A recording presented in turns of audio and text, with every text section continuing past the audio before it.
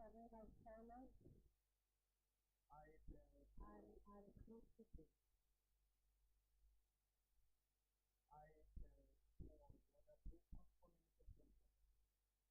We are members and we welcome you to this afternoon's meeting as we recall and take place in the first April 2026.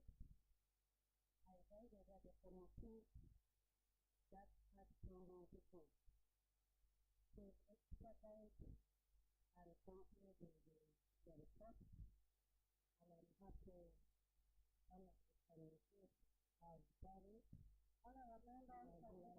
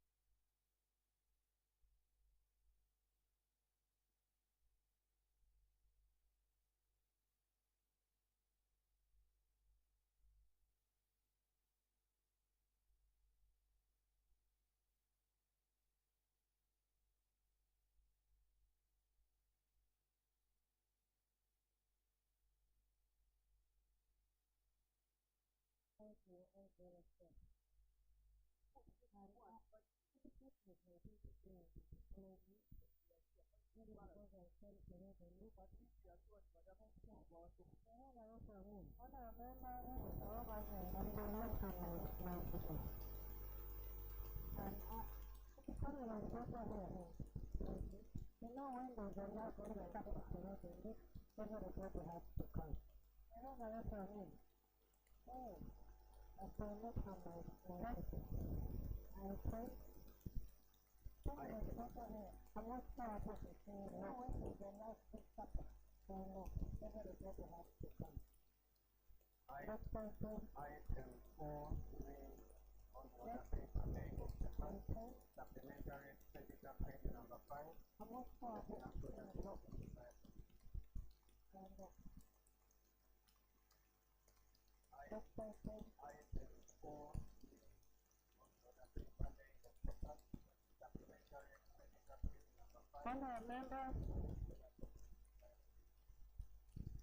Honorable members, on the 1st of April 2026, the Office of the Flag for Tournament approved the supplementary school schedule. Honorable member, calling for financial approval.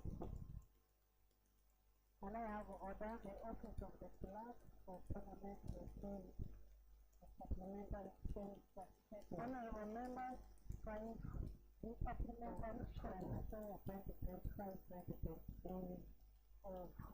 Can I have an order? I remember Dr. Honorable members, there is an issue on the motion of LSP. The issue was there, but we did not have the minister then to come and present. We have an issue like experiment of others. There is an issue on local government of LSP. We have an issue of collaboration of outcome. Minister wanted this to supplementary status. We have an issue of this element of others. Want to put the hard but we will do a supplementary installation of outcome and pursuant to Rule 161 to the rules of procedure, and because of this, I will go to Minister Senior, want to take the house. Planning and economic development, this is a supplementary and pursuant to Rule 161 to the rules of procedure, after moving our local organization, we will now encourage enforcement someone to move a local and constitution and future during the rest of the meeting. Therefore, after moving our local Speaker, thank you very much. we will now request And I am concerned someone to move a that we local invite somebody from the constitution and peace during the rest of the I have meeting. read Therefore, with the hand of my brother, the President of the Republic of Ireland. Speaker, thank you very much. And I am the Sanjo Capital State. Today, I chaired final cabinet meeting of the outgoing government. Later, hosted members by the luncheon in appreciation of the Vatican. This is the cabinet that ushers in Uganda into the Middle East. Today, I thank everyone who contributed to the outgoing cabinet. Later, hosted members of the management. Now, these people having had their final supper, this is the cabinet that ushered at the last Uganda. And the president saw them off, wishing them well. Good cabinet. And now, we are here, these people having had their, still have claiming we have a minister. At the last evening, do we have a cabinet? Me, madam. And then all of the cabinet members. first of all, that is not a script for the now, meeting. we are here, That script is not from the we president have claiming we have minister. or the Republic of Uganda. Do we have a cabinet? I do one of the big players. The first of all, that the big players is down. We know one cabinet. But we are now talking about the street. I didn't know that even a senior advocate would believe in a CRC because the law is very clear. There are some offenses and on the day the president is being sworn in. That is unfair. That's when you can also be appointed as the Minister of Constitutional Affairs.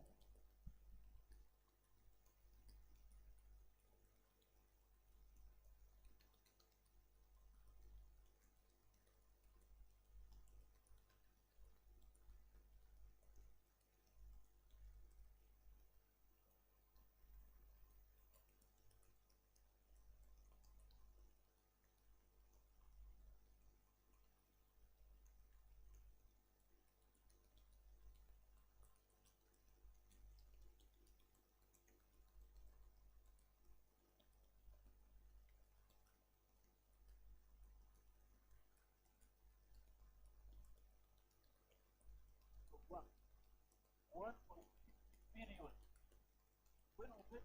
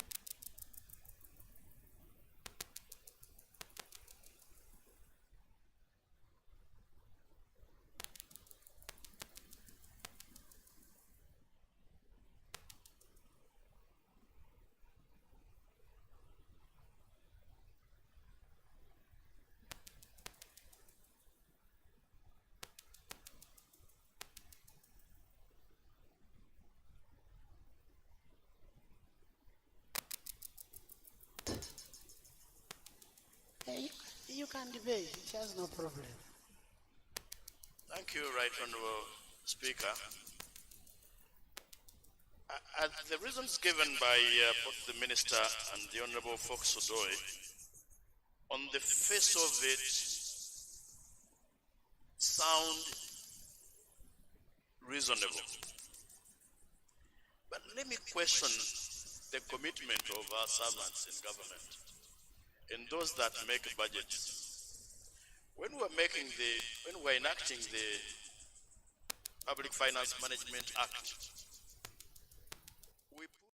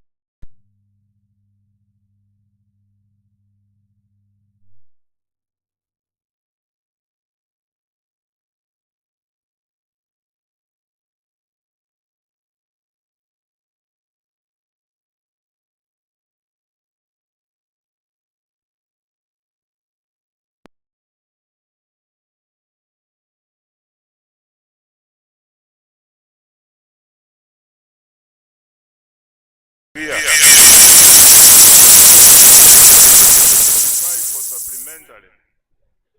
It must have been unforeseen at the time of budgeting or unavoidable.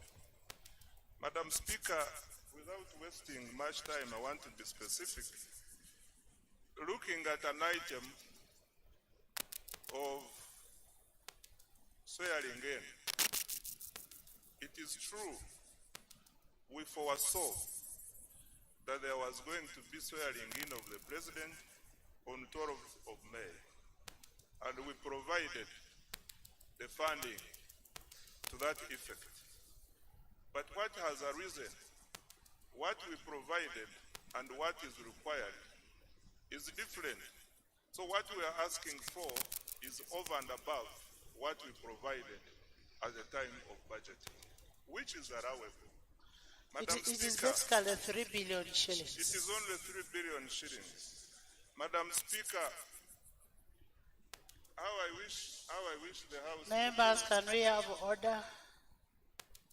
Madam Speaker, I now come to the details of this supplementary schedule. Now let me hear from the shadow minister of finance. But in the meantime, we in the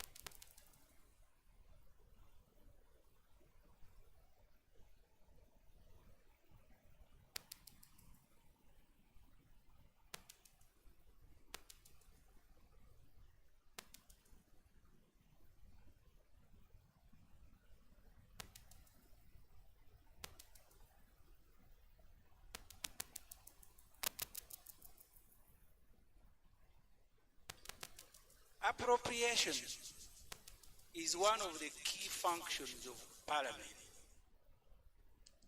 If you look at Section 12 of the Public Finance Management Act, we are required, before we authorize government to spend money, to look at their procurement plans, to look at work plan, and the cash flow. That is a matter of law that the Honorable Fox Odo, you cannot suspend. Because that suspension means that you're also suspending the requirement under Section 12 of the Public Finance Management Act. And the reason is that you're going to spend people's money. Their representative must look at the work plan, procurement plan, and cash flow. I don't want to accuse you of also, Honorable Fox, of Honorable Semuju, Section 12 is on the annual budget. We are talking about a supplementary. I agree, Madam Speaker, supplementary is part of the budget because we are supplementing the budget, not something else. So the point I make, Madam Speaker, there is absolutely no way this Parliament seated here will look at procurement plans, will look at work plan and cash flow, and then authorize government to go and spend money. The minister, I want to thank him. He said you already have money for the swearing-in ceremony. You want more. That's the very reason why the Public Finance Management Act was made, for us to look at the money that we gave you, if it's not enough, and we do that by looking at the procurement, we look at the work plan, and then authorize you. But for you to come here and blindfold all the MPs and say there is a swearing-in ceremony, because being in hurry does not absolve you of the responsibility of following the law. Because you are in hurry, so you are absolved. You are not. So I want to hear the Honorable Fox Odo, a lawyer, telling us whether you can also suspend the requirements of the Public Finance Management Act. If there is a provision in any law allowing you to suspend the law, then you can deal with the rules. So, right, Honorable, I'll ask you later to speak as Shadow Finance Minister. I am now debating like any ordinary MP, and I am opposed to this motion of Fox Odoi that is taking our responsibility of Parliament from scrutinizing requests from government. Honorable Fox Odoi is only seeking for the House to allow him to suspend. And you know how this can be approved. We shall put a question. But meanwhile, the Prime Minister, Vice President, and Prime Minister, you're all welcome for this session, as we also prepare for our last supper. Honorable members, honorable members, honorable members, I am putting a question that Rule 160, Sub-Rule 3, 4, and 5 be suspended to enable direct consideration of the supplementary expenditure schedule number 5 for financial year 2025-2026 by the House without referral to the Budget Committee and relevant sectoral committees. Those in favor say and the contrary, nay. The ayes have it.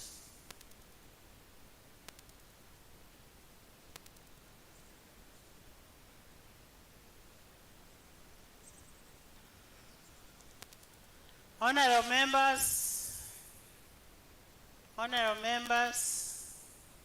I now put a question that the supplementary expenditure schedule number 5 for financial year 2025-2026 be approved by this House.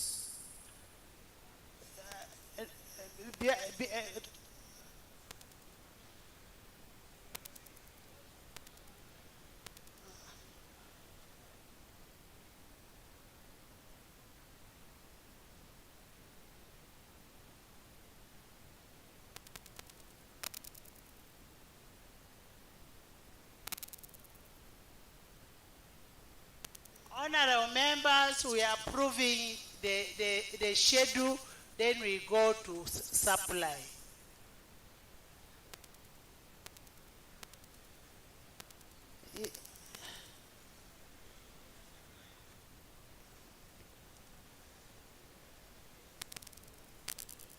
Honorable members,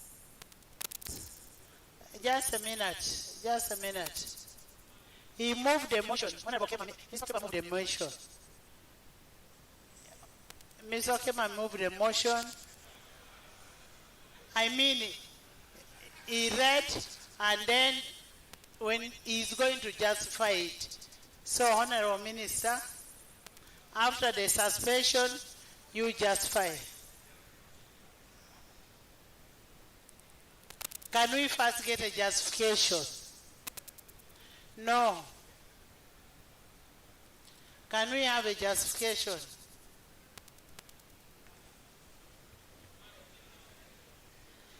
Okay, I read the item on moving the motion.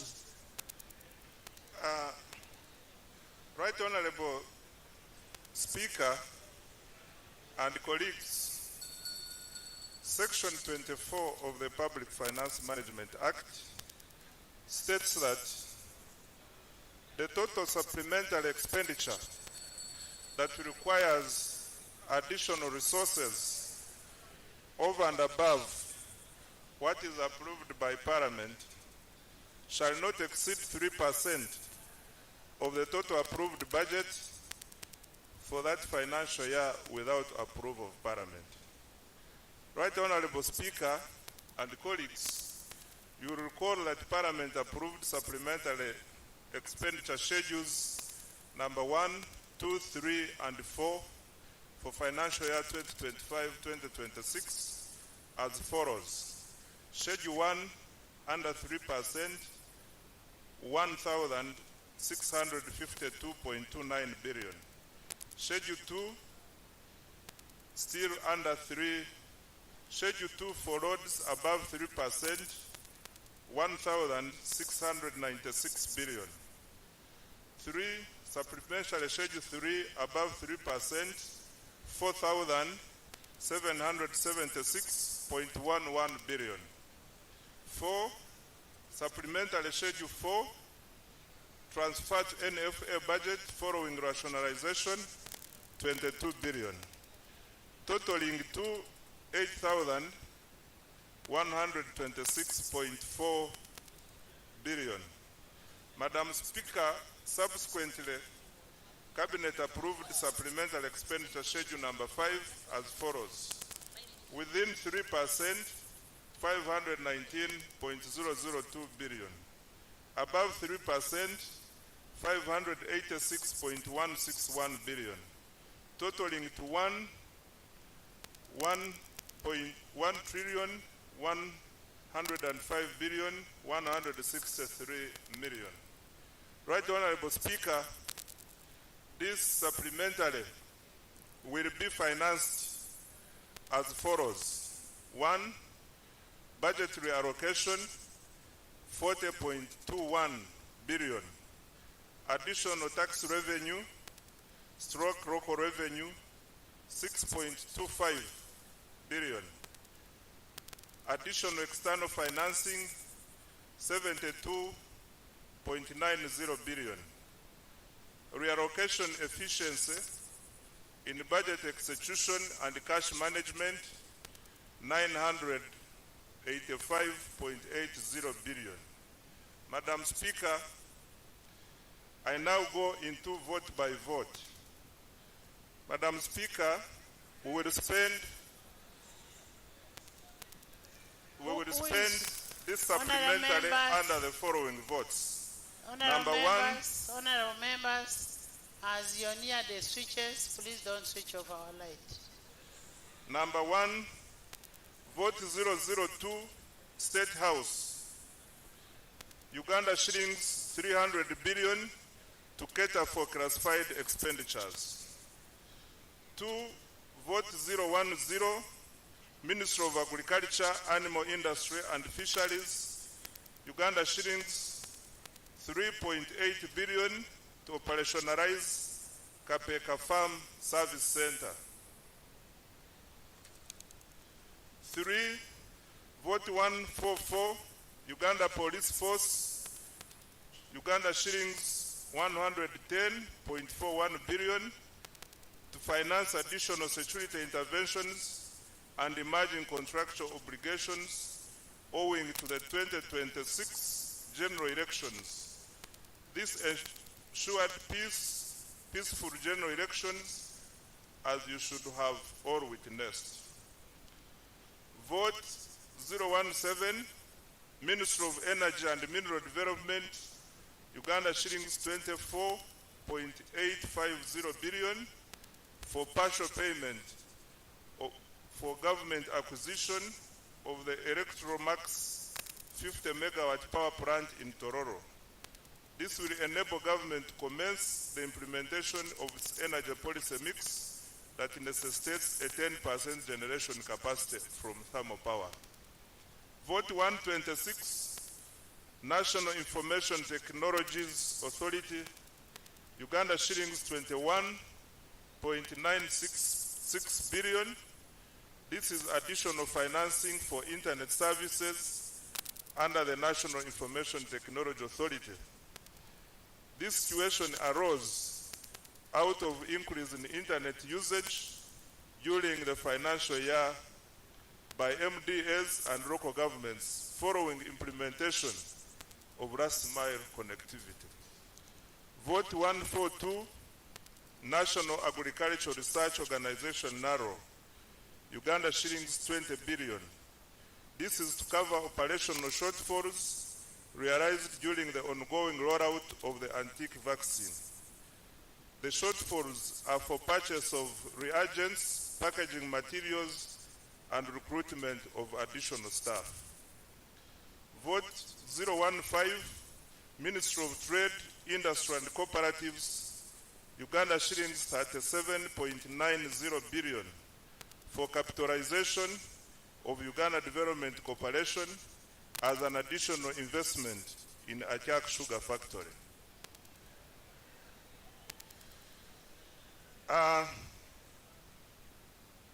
The second category is self-financing and budget-neutral supplementary requests over and above 3% legal limit, which require prior approval by Cabinet and Parliament, of a total of 586.16 billion for supplementary expenditure Schedule 5 that is above 3% legal limit. A total of 123.03 billion is self-financing and thus budget neutral. The self-financing stroke budget neutral supplementary includes the following: reallocation of Uganda shillings 40.21 billion to cater for additional wage for recruitment of health workers under 19 referral hospitals.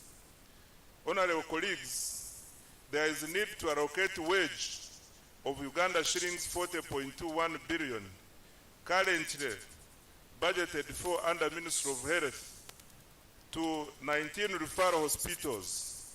This is required to cater for recruitment and absorption of critical health workers that were previously being supported.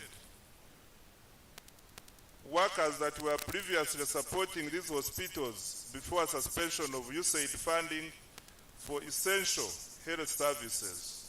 The beneficial referral hospitals are the following: Butabika Hospital, Arua Hospital, Fort Portal Hospital, Guru Hospital, Hoima Hospital, Jinja Hospital, Kawale Hospital, Masaka Hospital, Mbale Hospital, Soroti Hospital, Lira Hospital, Mbara Regional Referral Hospital, Mubende Regional Referral Hospital, Moroto Regional Referral Hospital, Naguru National Referral Hospital, Entebbe Regional Referral Hospital, Murago Specialized Women and Neonatal Hospital, Kayunga Referral Hospital, and Yumbe Referral Hospital.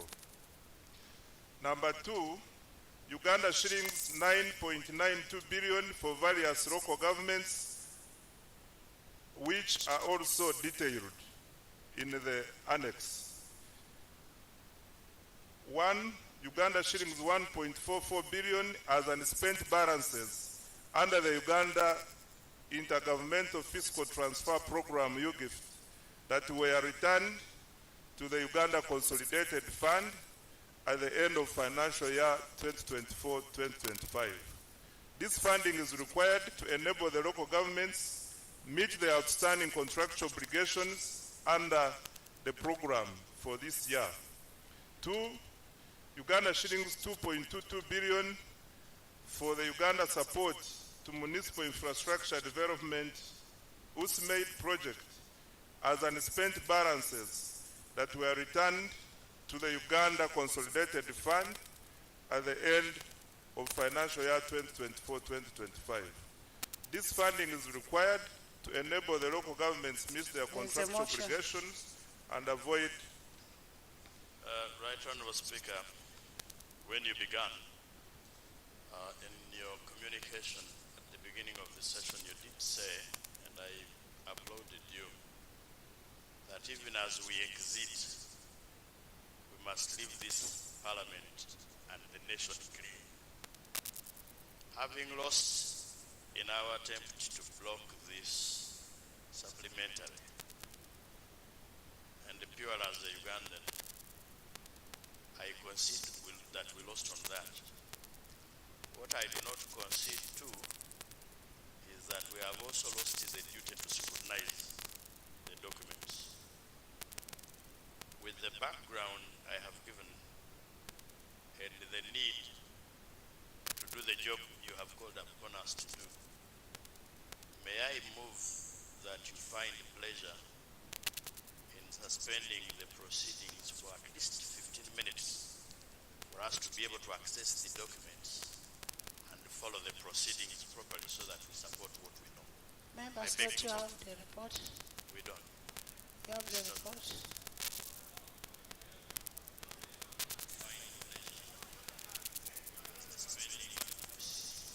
The document is online, it was uploaded.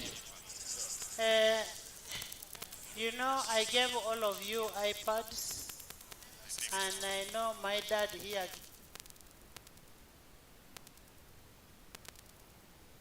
I actually gave my stepmother. So check what is on the iPad. Can you continue? You know, I gave all of you iPads, and I know. Thank you, Right Honourable Speaker. Right Honourable Speaker, Uganda shillings 6.25 billion. Honourable members, let's listen to this. These monies are going to hospitals. We are the ones who have been complaining hospitals don't have workers. And we are here. You waste. By the way, let me tell you. If you think you're going to waste my time for us not to finish, we shall finish. We are here to finish. I know my sister is not used to finishing, but today she will finish. Yes.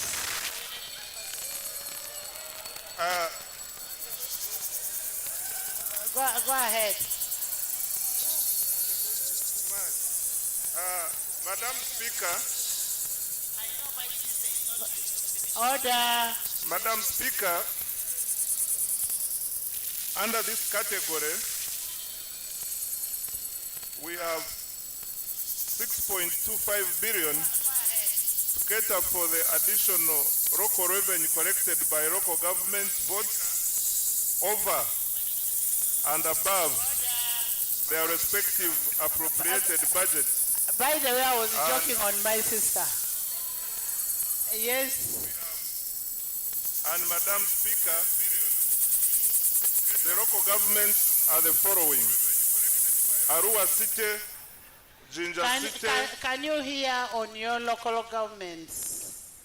Madam Speaker, the local governments with additional local revenue are the following: Arua City, Jinja City, Lira City, Mbale City, Apache Municipal Council, Agago District, Budaka District, Bujiri District, Buhweju District, Burambuli District, Bushenyi District, Dokoro District, Jinja District, Kaliro District, Kasese District, Chikube District, Koboko District, Chejegwa District, Chenjojo District, Chotera District, Mbarara District, Mitoma District, Moroto District, Nakapiripiriti District, Nakasongora District, Namisindwa District, Obonge District, Palisa District, Rubanda District, Rubirizi District, Ruchiga District, Sironko District, Tororo District, among others. I can finish all. Madam Speaker, we have also provided for Uganda shillings 72.9 billion as additional disbursement by the World Bank for generating growth opportunities and productivity for women enterprises GROW project. The World Bank approved and disbursed additional funds for generating growth opportunities and productivity for women enterprises project. These funds have to be utilized or else the grant will be cancelled at the end of this financial year. Madam Speaker, I now come to the supplemental expenditures which are above 3% legal limit that require additional financing. And the total is 463.15 billion, and the particulars are as follows. Uganda shillings, Madam Speaker, Uganda shillings 56.95 billion for LC1, LC2, and Women Council Committee elections countrywide as directed by Cabinet. These funds are required to support the Electoral Commission to fully implement the electoral roadmap as already approved by Cabinet. Number 2, Uganda shillings 29.57 billion for AFCON 2027 preparatory activities. Honorable members, Cabinet directed that we fully fund AFCON 2027 beginning with immediate requirement in this financial year 2025-2026. These funds are required to implement the urgent preparatory works, reduce implementation risks, and keep the overall AFCON 2027 preparation program on schedule. The activities include the following. 1, Uganda shillings 14.1 billion for preliminary works at Kabalega International Airport. This one will go to Ministry of Works. 2, Uganda shillings 8.03 billion for priority road works and associated support activities in Chira Municipal Council. 3, Uganda shillings 3.06 billion for pitch improvement at Kadiba Football Stadium. 4, Uganda shillings 0.31 billion for branding of host cities and content production for the Destination Uganda documentary. 5, Uganda shillings 1.17 billion for Hoima City and Masindi Municipality to finance sanitation and road safety interventions. 6, Uganda shillings 1.02 billion for meteorological and aviation safety support system. 7, Uganda shillings 1.8 billion for water utility preparatory works for the Hoima cluster. Madam Speaker,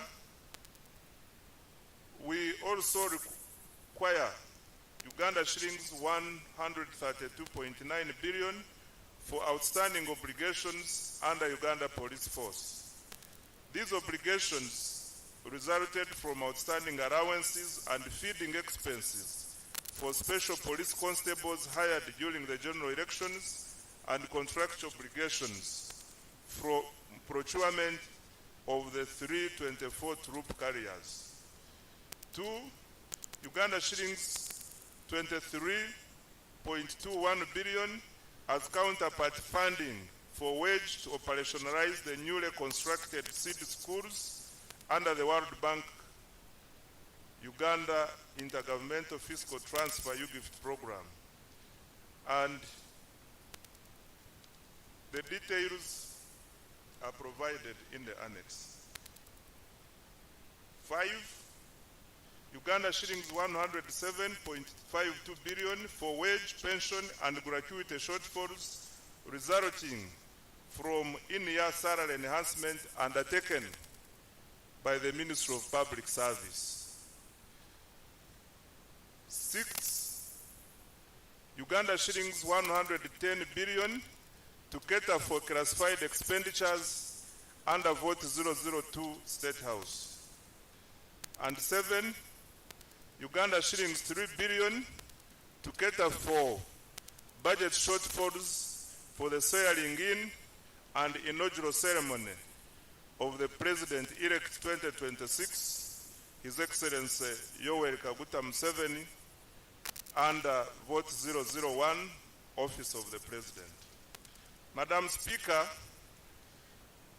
I had already earlier mentioned how this supplementary will be financed.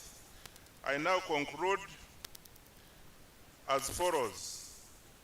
Honorable colleagues, given the critical nature of these expenditures requirements, I pray that you consider and pass this supplementary to enable government to meet these requirements as we come to close of the financial year, and all of them cannot wait for the new financial year. I beg to move for the House's consideration. Thank you, Right, thank you, Honorable Honorable Musasizi. Also in the VIP gallery we have Honorable Kitty Peter from Tow County, Buko.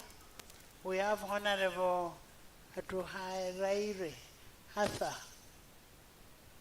Kazora from Ruhinda. You're most welcome. Thank you for coming. Yes, you've heard the supplementary that a shadow.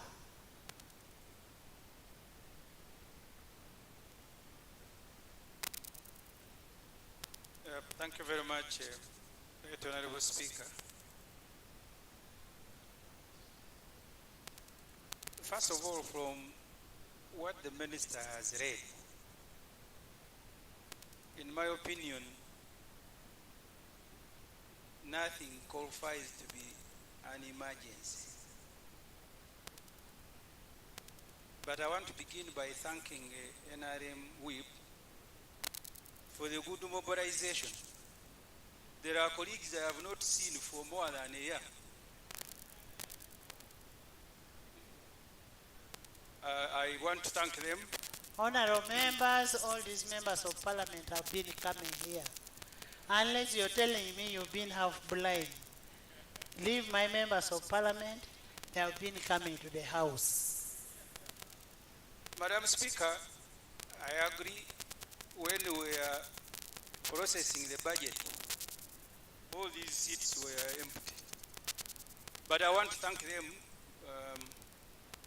I am only fearing, because last time when SFC invaded us, they were standing like many of those NRM MPs in the corners. Honorable. Can I now move to the motion? Honorable. Yes. Honorable, I have told you the members of parliament are elected to be in this house. So when you say that you've not been seeing these members of parliament, that is an insult to yourselves. And I am sorry, Madam Speaker, I didn't mean to offend anyone. But if there are colleagues who have come for voting, Madam, you can ask them to excuse themselves. We need some air. These ones who are standing everywhere, they will be notified that voting has started. Can you bring? There is an order. There is an order. Right Honorable Speaker, is my senior friend and brother, Semuju, in order to begin calling us SFC like you do not know us. You have been seeing us in this house. And then you are there saying you want fresh air. So you are going to get out, I sit where you are seated. Because I'm respecting you to sit while you talk, and I'm here. So the order is Semuju in order to begin calling us SFCs when he knows that we are members of parliament, really. And then you want fresh air. You go out, we sit where you sit. But Honorable Semuju, for me I have enough fresh air. If you're squeezed there, just bring your seat next to me. Come and sit next to me. Because to the best of my knowledge, this place is very high. The hair here is good enough for everybody. And nobody who is standing here is an SFC.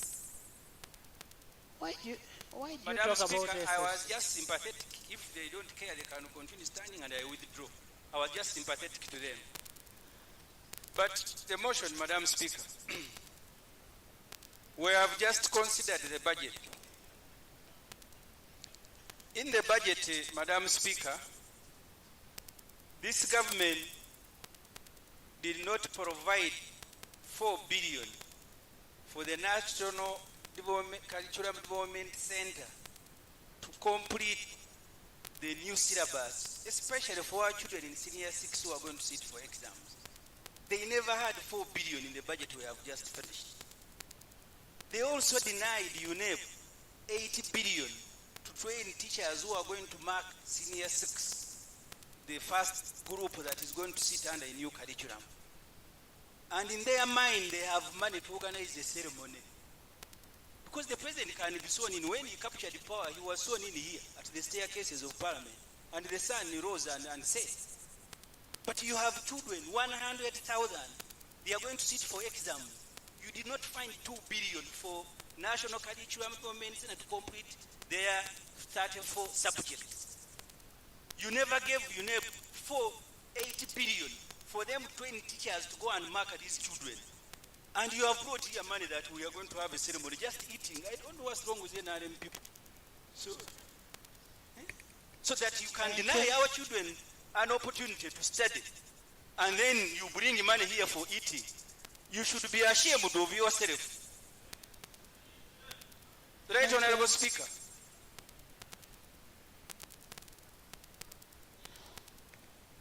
Thank you, Right Honorable Speaker. Right Honorable Speaker, Honorable Semuju now wants to go beyond his appropriation law to now budget execution. Madam Speaker, in the budget we passed, all those votes he's mentioning were appropriated money for. Yes. And what is... Honorable members, why are you shouting like we're national they were theater? appropriated for, but Madam Speaker, the common practice, which all colleagues know, that every vote comes to this House with unfunded priorities. So he's just taking us to the list of unfunded priorities, which is a wish list. There is what you want and what we can provide. And we were satisfied that what we provided is sufficient to make the votes run through the year. If there is anything along the way that we didn't provide for, if something occurs during implementation of the budget, we shall now come back here and ask for the money. Honorable members, it is this same government that brought a new curriculum. And it is to the best interest of government to ensure that the new curriculum is implemented. Can I hear from the Prime Minister?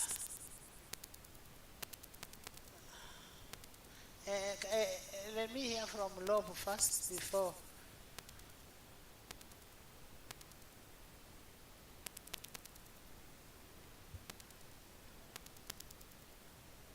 Madam Speaker, you see, there is a reason why our laws are to a great extent very clear. The Public Finance Management Act provides for supplementaries. They are within the law. But there is a coding, there is a justification for supplementary budget. Unforeseeables.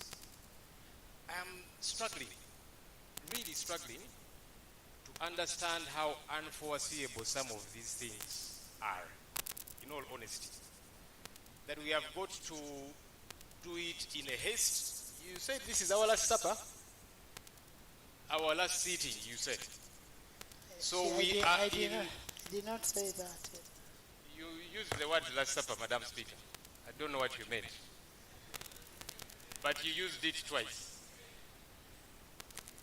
Anyhow, Madam Speaker, we are closing down as Parliament and we seem to be in a haste to appropriate money for what we are saying is unforeseeable. I am struggling to understand how unforeseeable some of these things are. We've talked about the inaugural ceremony. There is money for ATIAC, Right Honourable Speaker, 37.9 billion. We have been here and we have screamed our voices hoarse about projects like ATIAC. There is another one, Day by a Farmer. Honourable Musasizi, I want you to listen on ATIAC. Madam Prime Minister, don't interrupt Honourable Musasizi. He needs to listen to these critical issues. We have talked about Day by a Farmer, which was given free money, 778 billion. Money was given to Inspire Africa Coffee Factory in Tungamu, 180 billion plus. Rocco, 260 billion shillings plus. Of course, there's Lubowa Specialized Hospital, which has become a white elephant. We then talked about ATIAC Sugar Factory. So far, 668 billion shillings over the years to ATIAC Sugar Factory. It's a factory I went to visit with colleagues. And there is no sugar coming out of there for the last couple of years. But every year we keep appropriating money. Now we are even bringing money through a supplementary for ATIAC Sugar Factory. Help me understand. Who is this ATIAC person that we have got to keep giving them money, billions of shillings on an annual basis, that now it even has to come through a supplementary, that it is an emergency? Right, Honourable Speaker, to the taxpayers who are watching us, we could be seen as conduits of fraud. Fraud is when you are paid for a service and you don't deliver it. You have given 668 billion shillings so far to ATIAC. No sugar is coming out of there, and this is free money. You want to add them money. For what? I don't understand. Thank you. Right, Honourable Speaker, the classified that's indicated here, within the 3% legal limit, 300 billion. Outside the 3%, 110 billion. That's a total of 410 billion shillings. Look, every country will have a classified budget. But you see, your classified budget has got to be tethered to your revenue. You cannot be a heavily indebted poor country and you keep having trillions of classified budget. Now you have a supplementary for classified 410 billion shillings. A few days to the closure of government. What are you going to do in these few days for this classified of 410 billion shillings? Honourable Speaker, yes, our rules can be suspended and all of that, but these things should make sense to the taxpayer. They should make sense. Now the taxpayer might try and understand you on the hospitals and so on, and hopefully that money will go to the hospitals. Because many times we pass money for some of these things and it is fired. When you read the accountability reports, you see money was transferred from this and taken to something else. So hopefully for the hospital money it gets to do that. But help the taxpayer to understand this 410 classified budget billion. For a few days, government is closing down. Billions to ATIAC Sugar Factory that you've been giving money. Nothing is happening there. I want to understand, Right Honourable Speaker. I genuinely want to understand from Prime Minister and her team. Help me and the taxpayer whom you're going to squeeze a lot more. You recently passed here more money, higher taxes on fuel and so on. So the taxpayer is paying for these things. Help the taxpayer to understand. Thank you. We are waiting.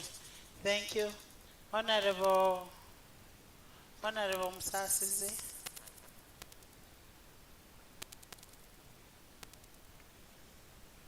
Madam Speaker, I wish to clarify on the issue of on the issue of 3% and above 3%. Madam Speaker, this schedule, I have justified it in 3 categories. We have expenditures which are within the 3% legal limit, amounting to 519 billion. And here, Madam Speaker, we have already spent, we have come here to seek for retrospective approval of the schedule. And this is where Ajak Sugar falls, in the 3% which we have already spent. Then we have a schedule that is budget neutral. Then we have this one which requires additional financing where we need authority of parliament to spend amounting to 586.16 billion. Madam Speaker, in as far as the details of what we are doing under Ajak Sugar is concerned, in the interest of synergy, I want to, with your indulgence, the Minister of Trade can respond to the specific activities which... Yes, Minister.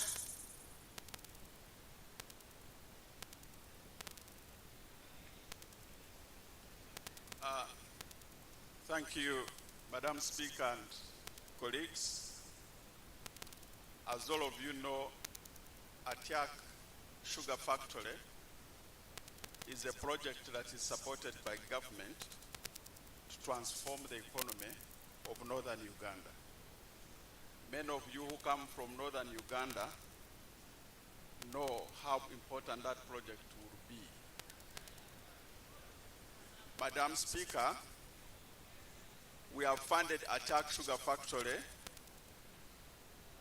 to do a number of activities. One is irrigation, and Ajak Sugar Factory is finishing up the irrigation system to help guard the changing weather so that there is proper production of the sugar cane. As we speak, Madam Speaker, I know members are very much concerned with when will the sugar from Ajak Sugar Factory be put on the market. I have good news for you. Ajak Sugar Factory will start producing sugar in the month of September this year. The irrigation has ended. 2026 will have sugar. So we should be able to support this sugar factory so that we have the factory running in September 2026. Let's hear from the chairman of Acholi Parliamentary Group.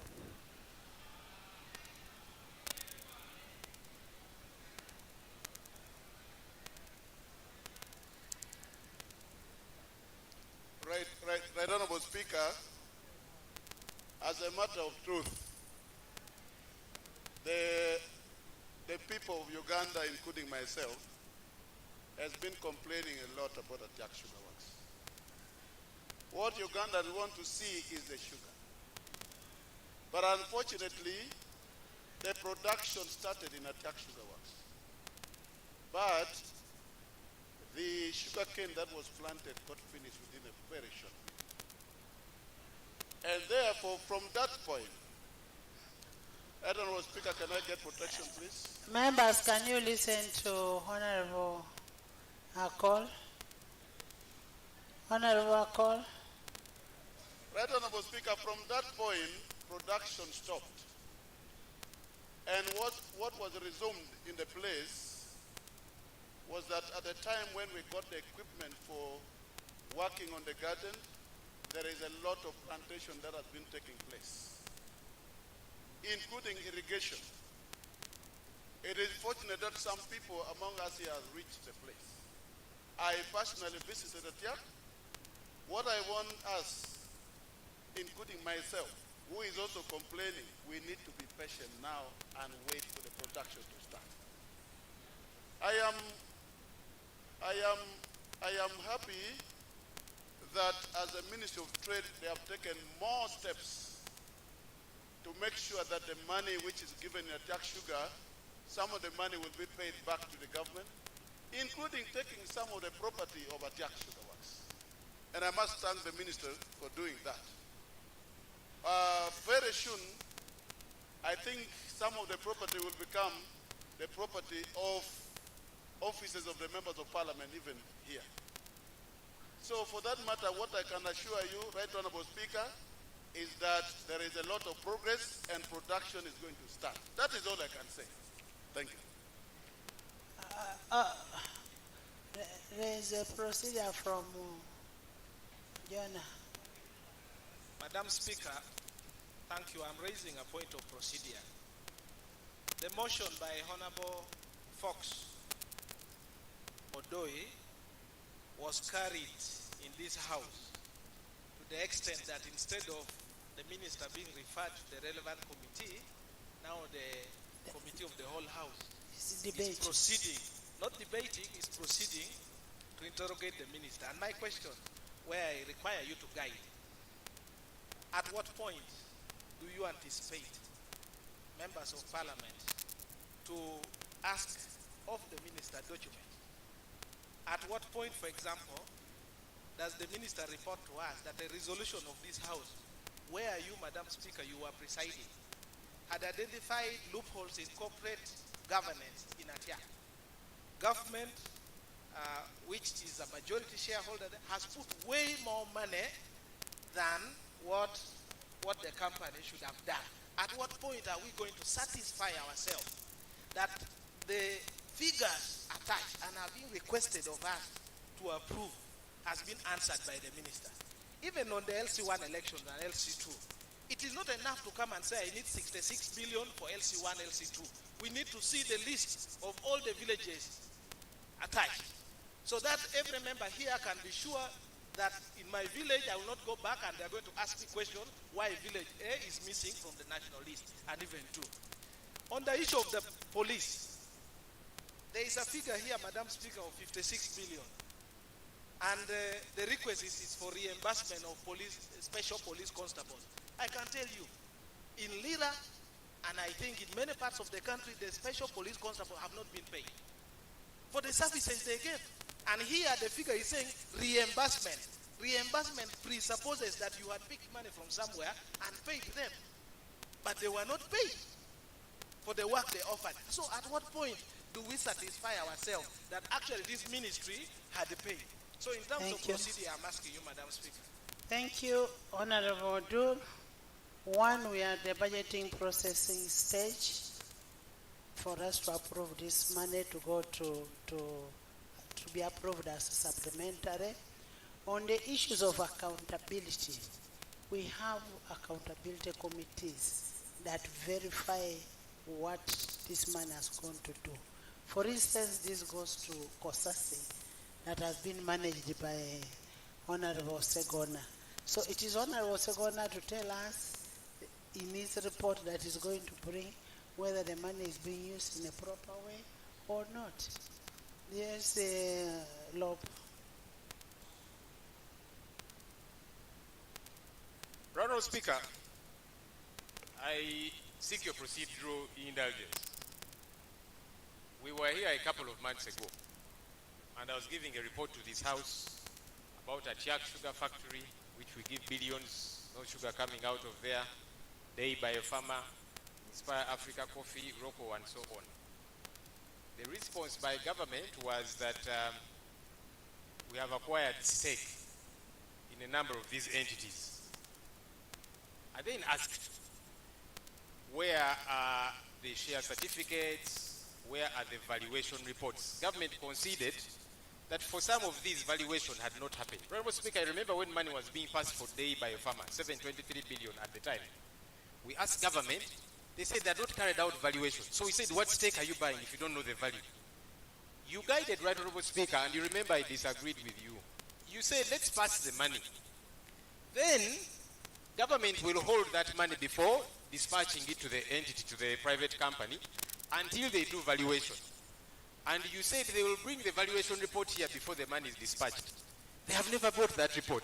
And I told you, once we have appropriated that money, we become factors official. The Attorney General of Uganda, the Honorable Chiriowa Chiwanuka Nsumikambi Bugembe, promised on this floor, on the Hansard, that he will come to this house and table share certificates and table valuation reports for these companies. That has never happened. But government keeps coming back for more money. What are we funding? Because when you say we have got stake, we are shareholders as government in each of these companies, where is the evidence? But also, before you acquire stake, you first do valuation. Good business people know that. That before you inject your money in a business to say, I'm buying, let's say 30%, what is that 30% worth? That's when you do valuation, and then you know, I am buying this much stake. These people lied to us because they have never produced those certificates, they've never produced the valuation report. So they told us a lie. Why then do you keep coming back for more money? You don't want to be transparent. Because what we want to know, you are asking us to appropriate money to what? We want that accountability. By the way, it's not even enough, Right Honorable Speaker, that sugar begins to come out of Atiak in September. As sure as day follows night, it's not going to happen. Because every year they keep promising us. But let's even say it comes out. The taxpayer is asking, what is my stake? Forget that sugar will come out of that private entity. What is the stake? Why don't you want to respond to these questions? But you want to keep coming, asking us for more money and all of that. No, we should not proceed this way, Right Honorable Speaker, in my view. AJ. Right Honorable Speaker, I want to thank the leader of opposition for his very loud submission. I'm a first time here. Loud, I heard him clearly. That's what loud means. I am a first time member of parliament like him, and I've since learned how things are brought to parliament. Normally, entities of government, where government has invested, there is an audit act. So we send the Auditor General who reports to parliament on what has been found. I was advised that we don't just drop documents on the floor of yes, and I'm telling you, I was advised. So, Right Honorable Speaker, Honorable colleague, I would want to imagine that all the money that was audited, the Auditor General can give a report on that. He has finished. You're putting order on him. Madam Speaker. He has finished. Madam Speaker, under the Constitution. He finished. No, he gave. He's my good friend.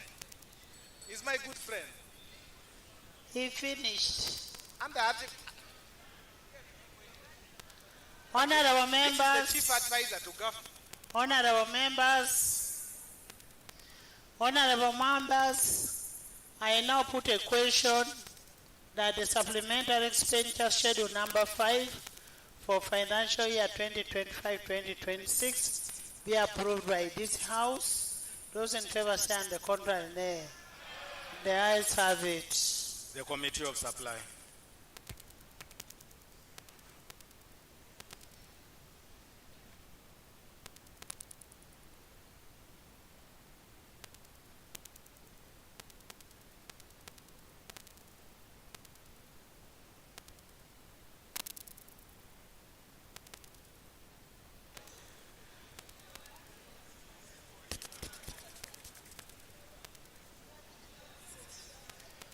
Honorable members, kindly sit.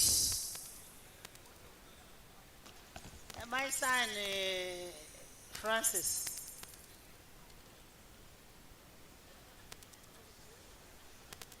Total recurrent expenditure under supplementary expenditure schedule number 5 for the financial year 2025-2026. Honorable members, I propose a question that a total sum of Uganda shillings 894 billion 548 million 183,558 shillings be approved as a total recurrent expenditure under the supplementary expenditure schedule number 5 for financial year 2025-2026. Those in favor say on the contrary, nay. The ayes have it.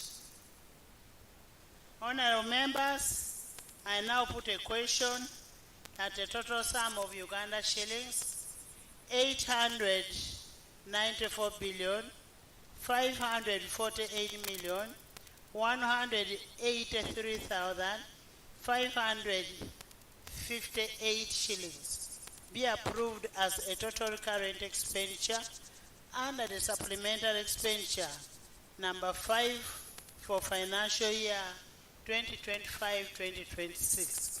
Those in favor say on the contrary, nay. The ayes have it. Total development expenditure under supplementary expenditure schedule number 5 for the financial year 2025-2026. Can I have order? Can I have order?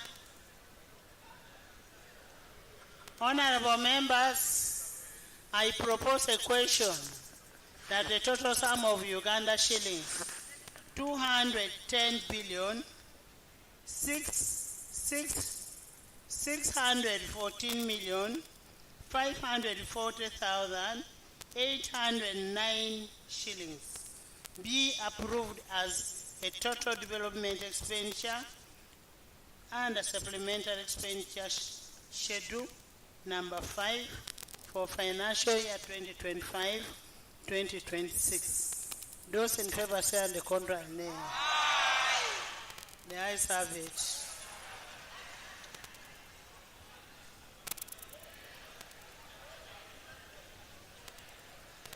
Honorable members, I now put a question that a total sum of Uganda shillings 210 billion 614 million 540,809 shillings be approved as a total development expenditure under the supplementary expenditure budget schedule number 5 for financial year 2025-2026. Those in favor say on the contrary, nay. The ayes have it. Grant total supplementary expenditure under supplementary expenditure schedule number 5 for the financial year 2025-2026. Honorable members, I am going to miss some of you so much in the 12th Parliament. You're such amazing guys, eh?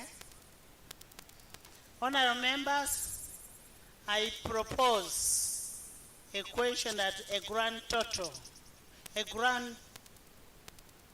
sum of Uganda shillings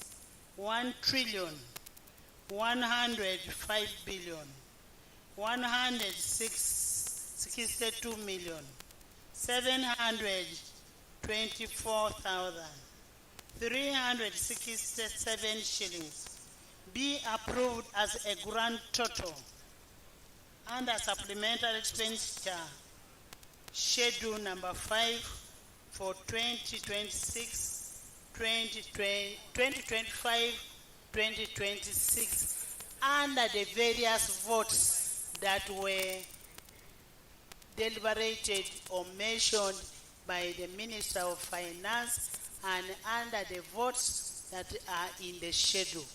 Those in favor say on the contrary, nay. The ayes have it. Honorable members, I now put a question that a grand total sum of Uganda shillings 1,105,162,724,367 shillings be approved as a grand total supplementary expenditure and a supplementary expenditure schedule for number 5 for financial year 2025-2026 for the various votes that are in the schedule Those in favor say the contrary, nay. The ayes have it. Motion for the House to resume. Honorable Minister.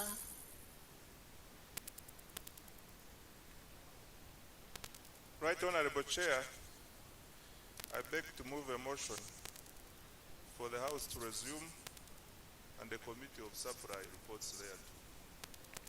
I put a question that the House resumes and the Committee of Supply reports there. Two, those in favor say and the contrary, nay. The ayes have it. Stand up.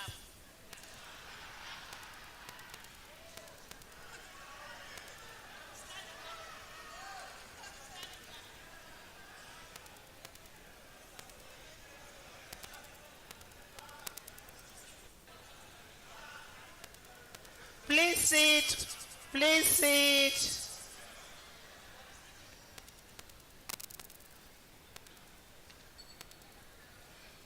Report of the Committee of Supply. Honorable Minister. Madam Speaker and honorable colleagues, I beg to report that the Committee of Supply has considered the supplementary schedule number 5 for financial year 2025-2026 amounting to Uganda shillings 1,105,724,367 shillings and passed it without amendments. Motion for adoption of the report of the Committee of Supply. Honorable Minister. Right Honorable Speaker, I beg to move a motion that the report from the Committee of Supply for schedule number 5 of financial year 2025-2026 be adopted. I put a question that the report of the Committee of Supply be adopted by this House. Those in favor say and the contrary, nay. The ayes have it.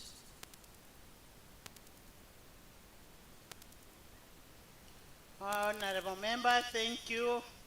I will instruct the clerk to capture the details and supply it to finance. Next item. Item 12 on the order paper. Bill second reading. The Protection of Sovereignty Bill 2026.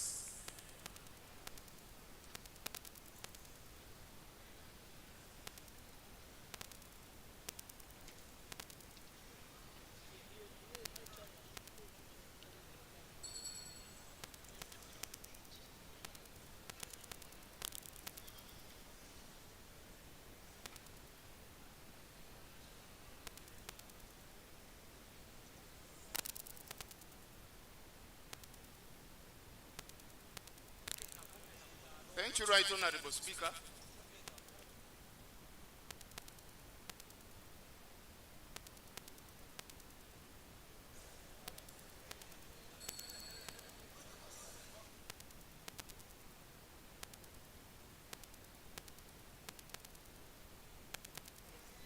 Honorable members, you recall that on Wednesday 15th, 2026, the Minister of Internal Affairs tabled the Protection of Sovereignty Bill 2026 for the first reading.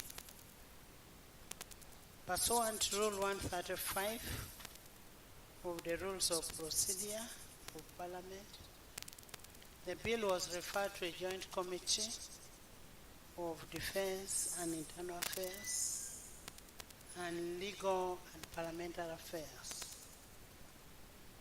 The committee has concluded the consideration of the bill and is ready to report.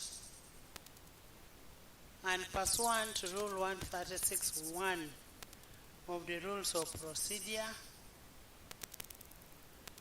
I will invite the Minister to move his motion for the second reading before I will give you to bring your issue. Please.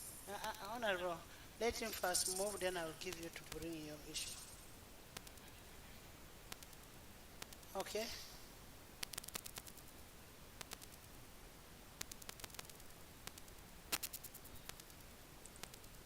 Thank you, Madam Speaker. Madam Speaker, the bill you have invited this House to consider is a government bill. I saw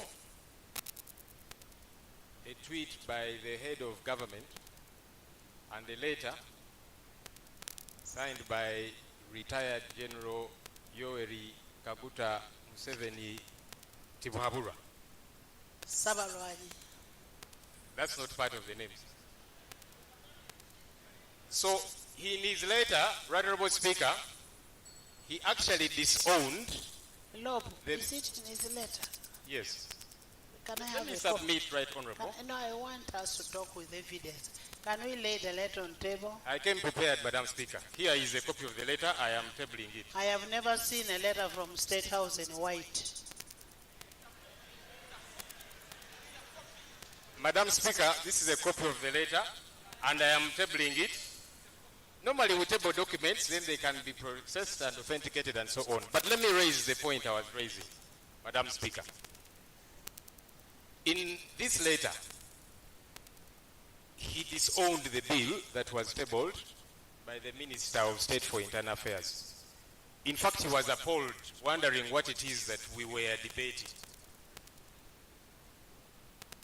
Also, what bothered me, Madam Speaker, in his letter he said he called the two chairpersons of committees regarding this bill.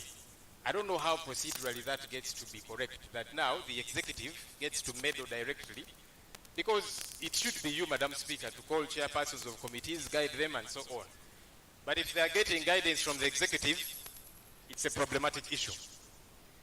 Madam Speaker, the Attorney General and the Minister of State for Internal Affairs went back to the Joint Committee and they made amendments to majority of the clauses in the bill.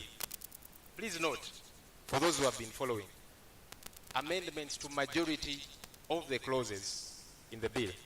For all intents and purposes, Madam Speaker and colleagues, this was now a new bill. For all intents and purposes.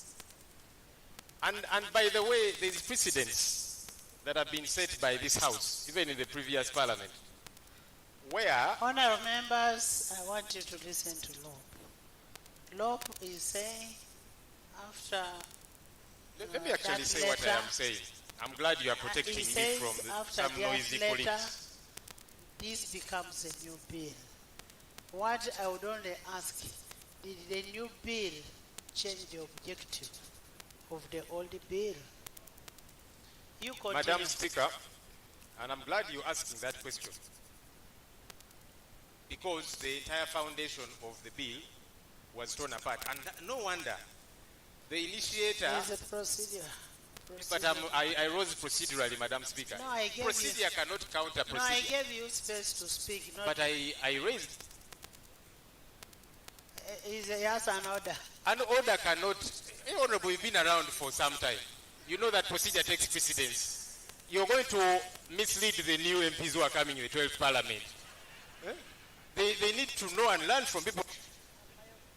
Let me proceed in earnest, Madam Speaker. But, Honorable Lob, I want to put this on record, that we do not have a new bill. We only have one bill. I am the custodian of the law in Parliament. If the President wanted to make a change in the law, in the bill, the President ought to have informed me. I am not aware of that. It has not come to my attention. I am the one processing the bills here. So if he sent it for public, and if he called the chairpersons, he's one of the Ugandans whom we should consult. Madam Speaker, I'm glad you're saying you were not informed, and that's part of the problem I'm raising. Why was this House not informed? Especially because majority of the clauses were amended. Madam Speaker, please protect me from noisy colleagues. You always tell us that this is not a market. Colleagues, please let the Honorable Loeb finish. Let Honorable Loeb finish his submission. No. Honorable members, let's be calm. I am the custodian of the law here. I don't have a new law. I don't have a new bill. So after Honorable has finished, I will ask the minister to move his bill. You finish. Thank you. So as I was saying, this is me saying, and you will rule and guide. For all intents and purposes, as far as I am concerned, this then became a new bill because majority of the clauses in the bill were changed.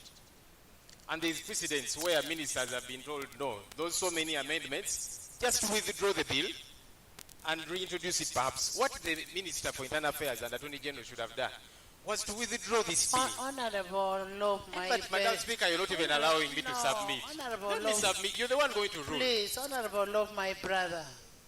Honorable Loeb. Honorable Loeb. Honorable Loeb. Can I have order? Can I have order? We have now started debating in anticipation. We don't know what the bill is. When the minister moves his bill, that's when we can reject. Huh? Please make my work easy.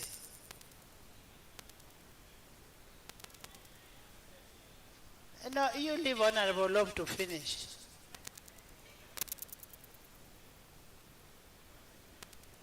Switch on.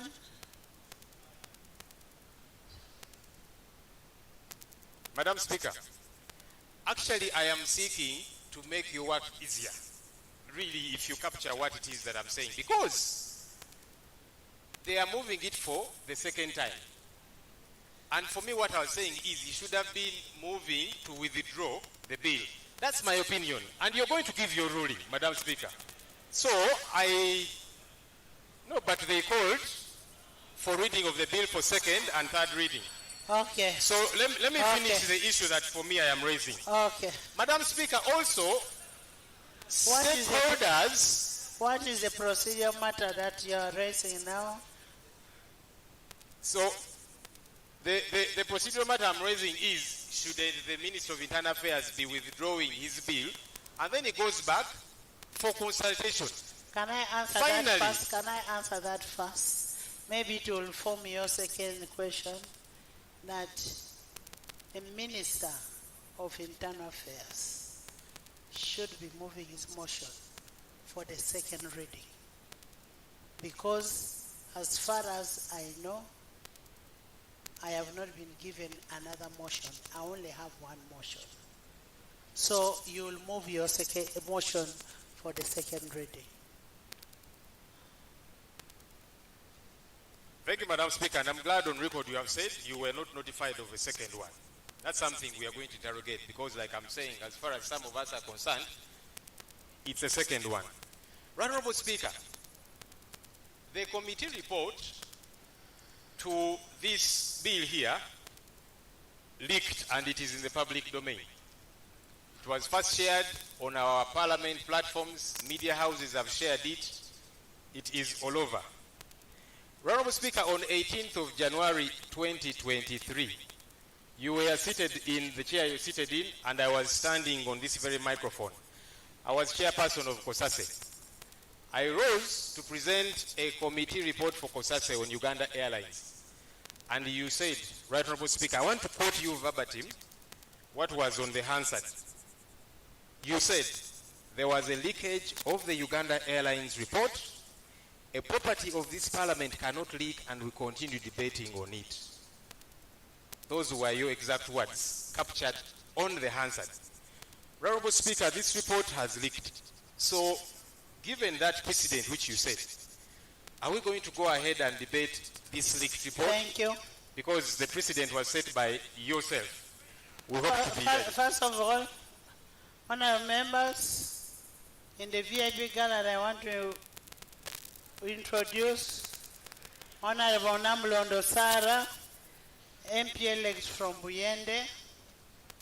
You're most welcome. Honorable Naku Fiona, the elect for workers. Most welcome, Fiona Naku. And then we have Honorable Sserwadda Robert, representing people with disability, national. You're also most welcome. I have Honorable Matembe, Miriam, and Honorable Emily Otekat. Honorable members, I want to refer you to Rule 14. The report of the Committee on Bills shall, and I'm saying shall, be uploaded on the Parliamentary Information System for the information of members before the report is laid on table. That is 214.14a. This report that was uploaded had my signature. I even said, please place it on the order paper with my very able signature. The reports of airlines that got out did not have my signature. I am the only one who can sanction a document to be uploaded, which I did, so the report was not leaked out. Can you move your motion?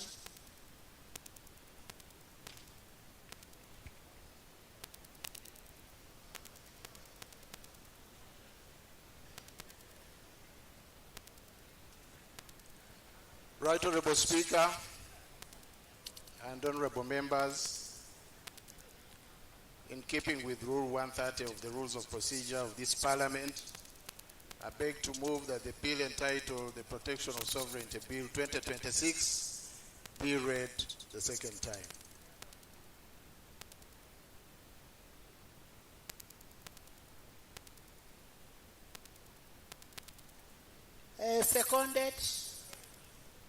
Seconded by the Vice President of the Republic of Uganda, Honorable Jessica Alupo, retired. Honorable Prime Minister, Honorable Nabanja Robina, Honorable Second Hajat Third, Government Chief Whip, Minister of Defense, Minister of Security, Minister of ICT, Minister of Finance, Minister of Works, Minister of Sports, and the Hollow House on this side.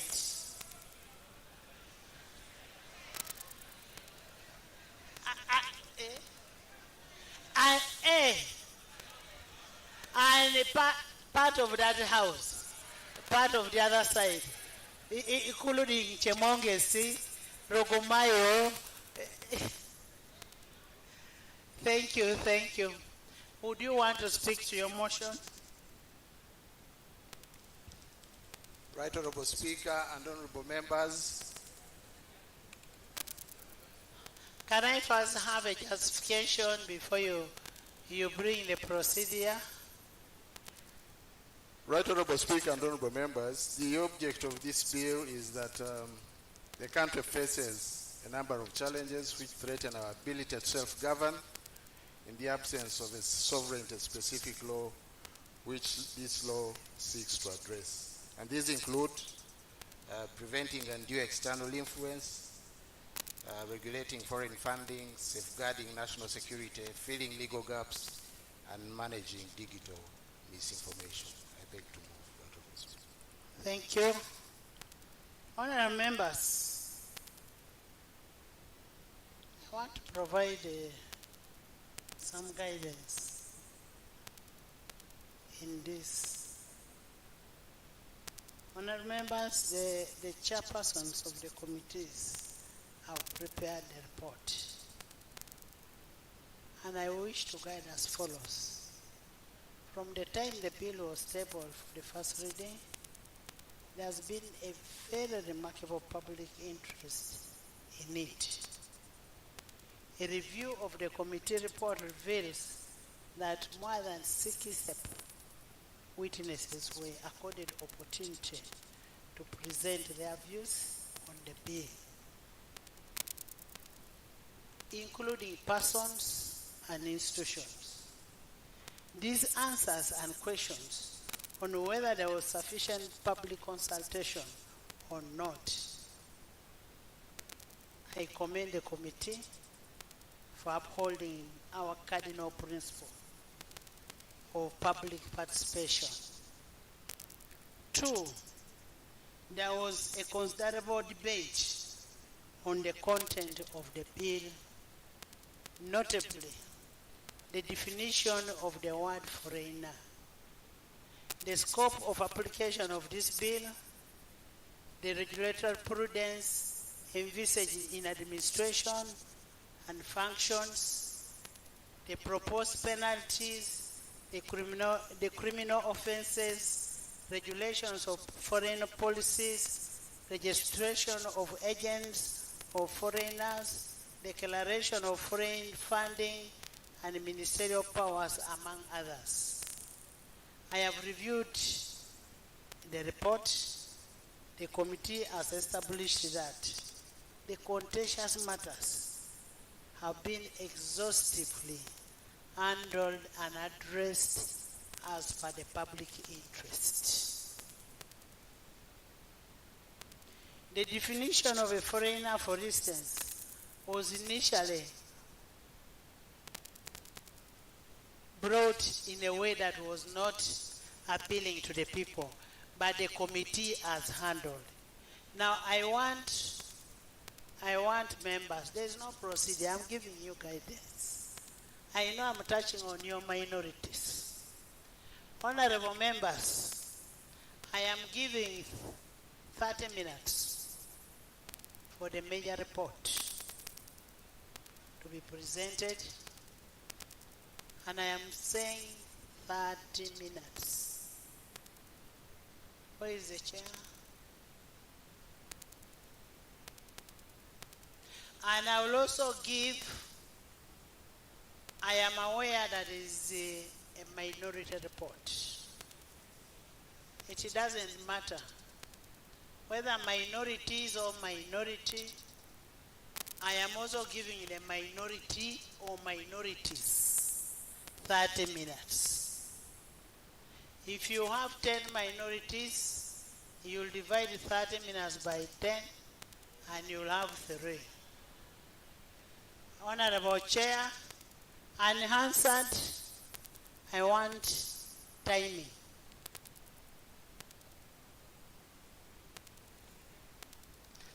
Let him read his report. Then you will bring process. I don't want you to waste his time. Tebandike, I know you want to exercise your law that you're learning now. You first wait. First wait. First wait. First wait. I have given you 30 minutes. Thank you. Right Honorable Speaker. Right Honorable Speaker, for the record, my name is Wilson Kajenje, Member of Parliament, Nyabushozi constituency, and Chairperson of Defense and Internal Affairs Committee. I'll be assisted by my colleague, the Honorable Baka, Stephen Mugabi, Chairperson, Legal and Parliamentary Affairs. May I take the honor to lay on the table the minutes of the committee, the joint committees, while processing and considering this report. Thank But you, Honorable President. Speaker, indeed, I'll take the 30 minutes. But Honorable Speaker, on Wednesday, 15th April 2026, the Protection of Sovereignty Bill 2026 was read for the first time under Rule 135(1) of the Rules of Procedure of Parliament. You referred to the joint committee made up of committees of defense and internal affairs and the committee on legal and parliamentary affairs for scrutiny, and we are now reporting under the same rule procedure. Right Honorable Speaker, the joint committee here referred to as the committee has examined the bill, taking into account submissions from stakeholders, and now presents this report. This report sets the committee's analysis of the bill's objectives, the key provisions, likely effects, together with a synthesis of stakeholder views and the committee's recommendations to Parliament. The object of the bill. The object of the bill is to enact a law that seeks to provide for the protection of the sovereignty of the people of Uganda. 2, to designate the department responsible for peace and security and the responsible entity for the registration and regulation of agents of foreigners. 3, to provide for the protection of the sovereignty of Uganda and provide for the registration of agents of foreigners, and to regulate the funding and any other assistance to agents of foreigners and for the related matters. Defects in the existing law. The bill identifies principal defect in the existing legal framework as the absence of a specific law operationalizing the protection of Uganda's sovereignty, which has allowed continued external interference in the government policies and programs. In particular, it points out the increasing influence of foreign actors and their agents in shaping policy and development priorities, often through conditional grant, conditional funding, and parallel programs that conflict with the national objectives. It further highlights inadequate regulation of civil society organizations, especially those receiving foreign funding, leading to concerns about transparency and alignment with the national objectives. Additionally, the bill notes the growing use of digital platforms by foreign actors to spread misinformation and incite social discord, collectively undermining Uganda's ability to self-govern independently and safeguard its political, economic, and social stability. Right Honorable Speaker, what method did we use? Methodology. In considering the Protection of Sovereignty Bill 2026, the committee undertook an extensive and transparent stakeholder engagement process to ensure broad participation. Public notices were published in the dailies, Vision and Monitor, on 17th April. We invited memoranda and views from all interested parties. This was to facilitate meaningful input. The committee suspended the sittings for 1 week to allow stakeholders adequate time to prepare and submit written memoranda. Upon resumption on 24th of April, Right Honorable Speaker and Honorable colleagues, stakeholders who had expressed interest were accorded opportunity to present their views. The committee engaged them directly, seeking clarifications where necessary. In total, and this is unprecedented, Right Honorable Speaker and Honorable colleagues, in total, the committee interfaced with 224 stakeholders, clustered under 60 groups drawn from diverse sectors. In the diaspora, the Global Forum Uganda Diaspora Council, whose memoranda included views of Ugandans drawn from 32 countries across all regions that gave their perspectives on the bill. In addition to the hearing from stakeholders who appeared before the committee also took into account the perspectives shared by His Excellency the President in his guidance to the nation through his letter, particularly that was addressed to the Bazuku regarding the bill. Following these engagements, Right Honorable Speaker, the committee held further sittings during which the learned Attorney General responded to the stakeholder concerns and proposed refinements to the bill. The interactive process ensured that the review incorporated both legal scrutiny and practical implementation considerations.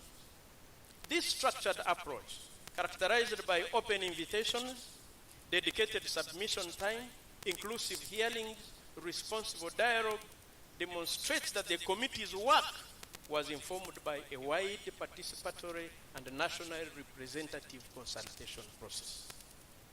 The stakeholders the committee interfaced with include the following.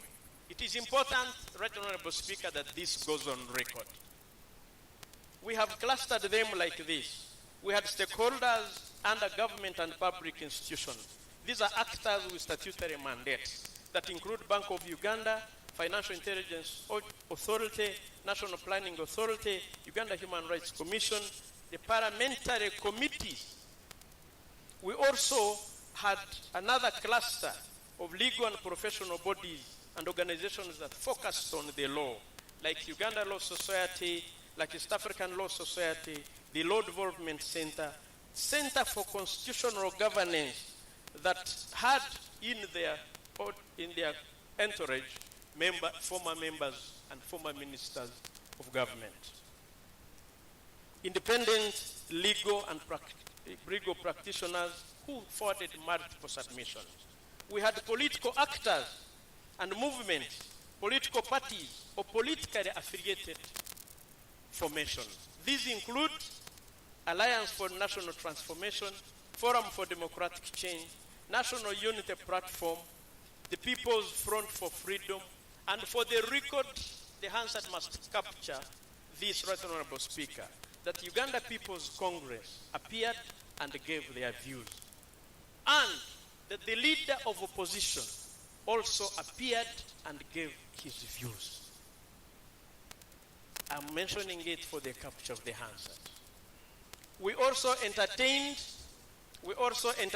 private sector and business associations that include the Chamber of Commerce, Kampala Arcade Traders Association, Kampala City Traders Association, Uganda Small Scale Industries Association, Uganda National Traders Association, the Gen Z Business Owners Association, Innovation Village, the startup ecosystem, and the independent private sector consultants. We did not stop there. We entertained financial, insurance, economic sector actors.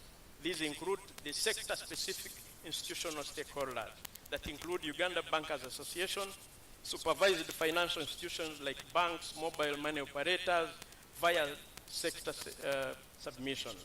We also entertained Payment Service Providers Association.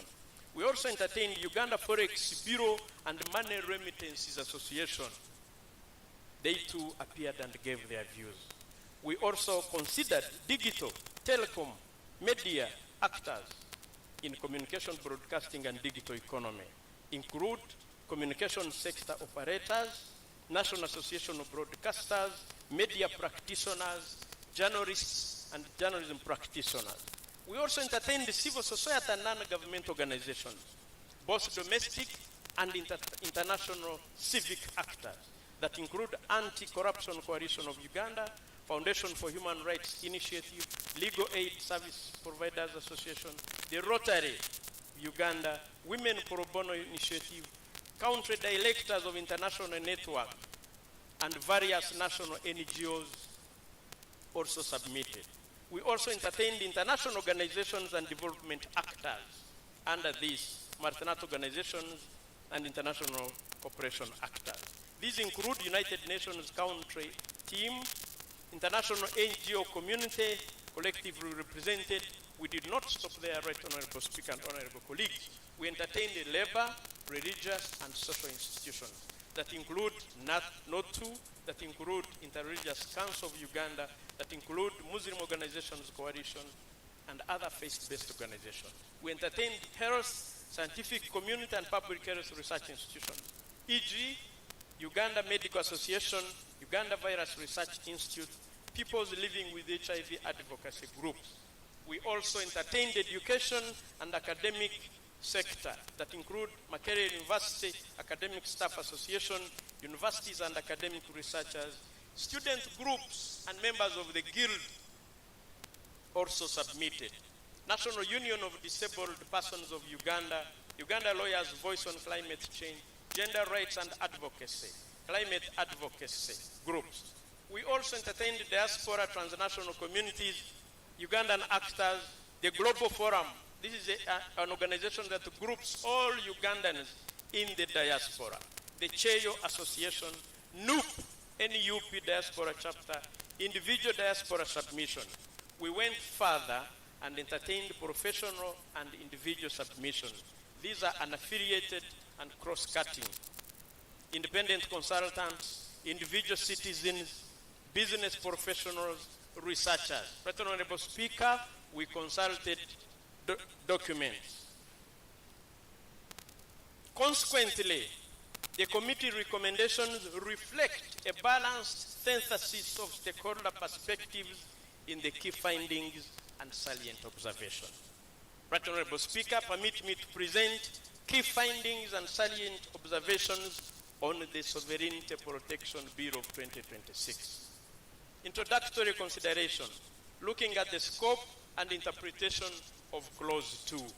Before presenting its findings, the committee found it prudent to clarify the key interpretive issue of Clause 2, which is application of the bill. Clause 2 sits at the core of the legislative framework, and it defines the reach of the law and it determines who is regulated and what circumstances and for what conduct.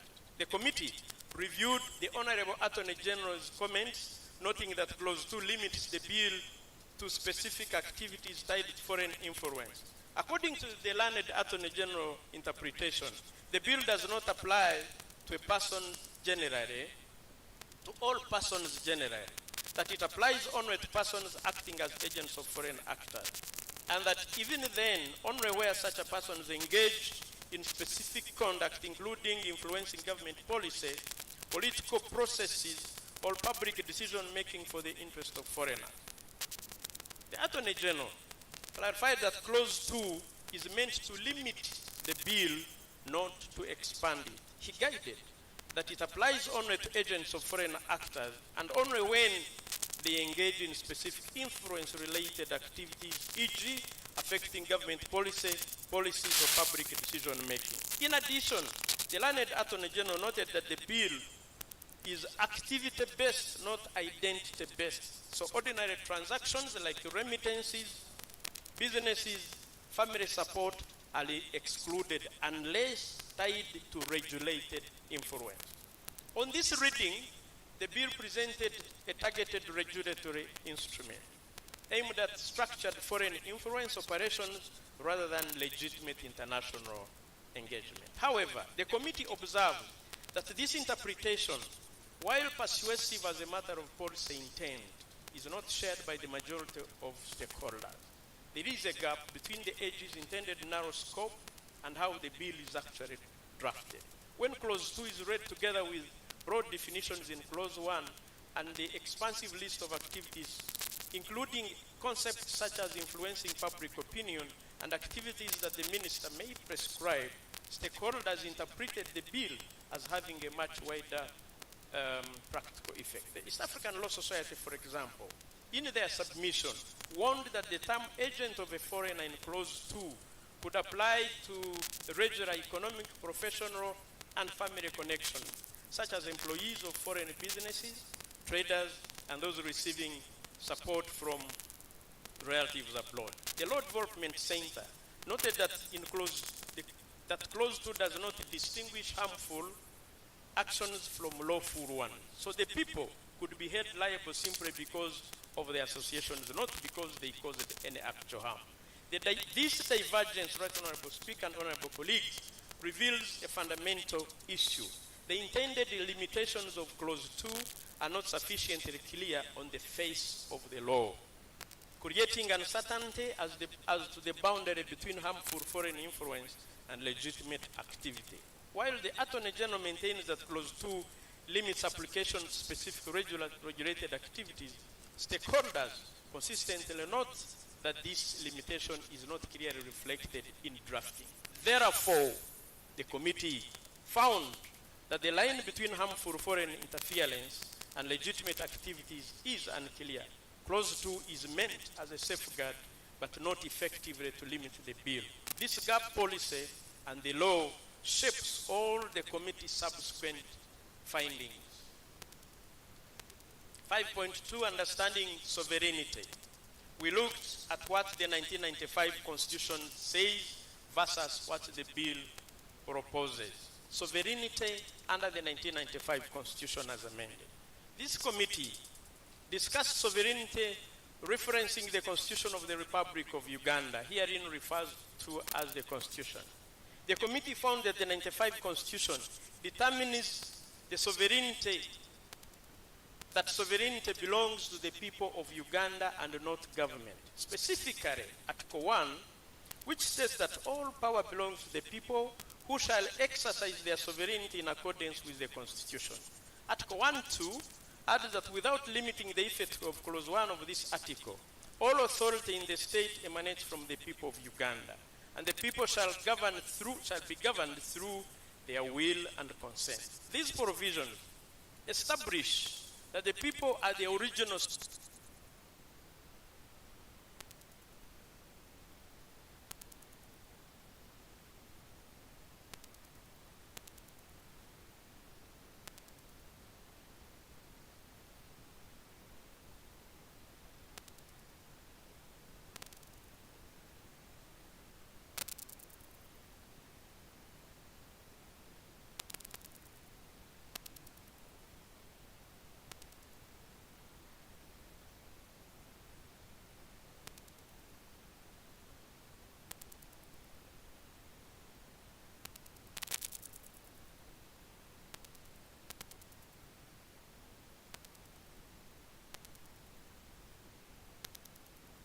in the protection of the Sovereignty Bill 2026. The committee further notes that sovereignty has two dimensions, a popular one, where power ultimately rests with the people, and security dimension, where the state exercises authority to safeguard national interests.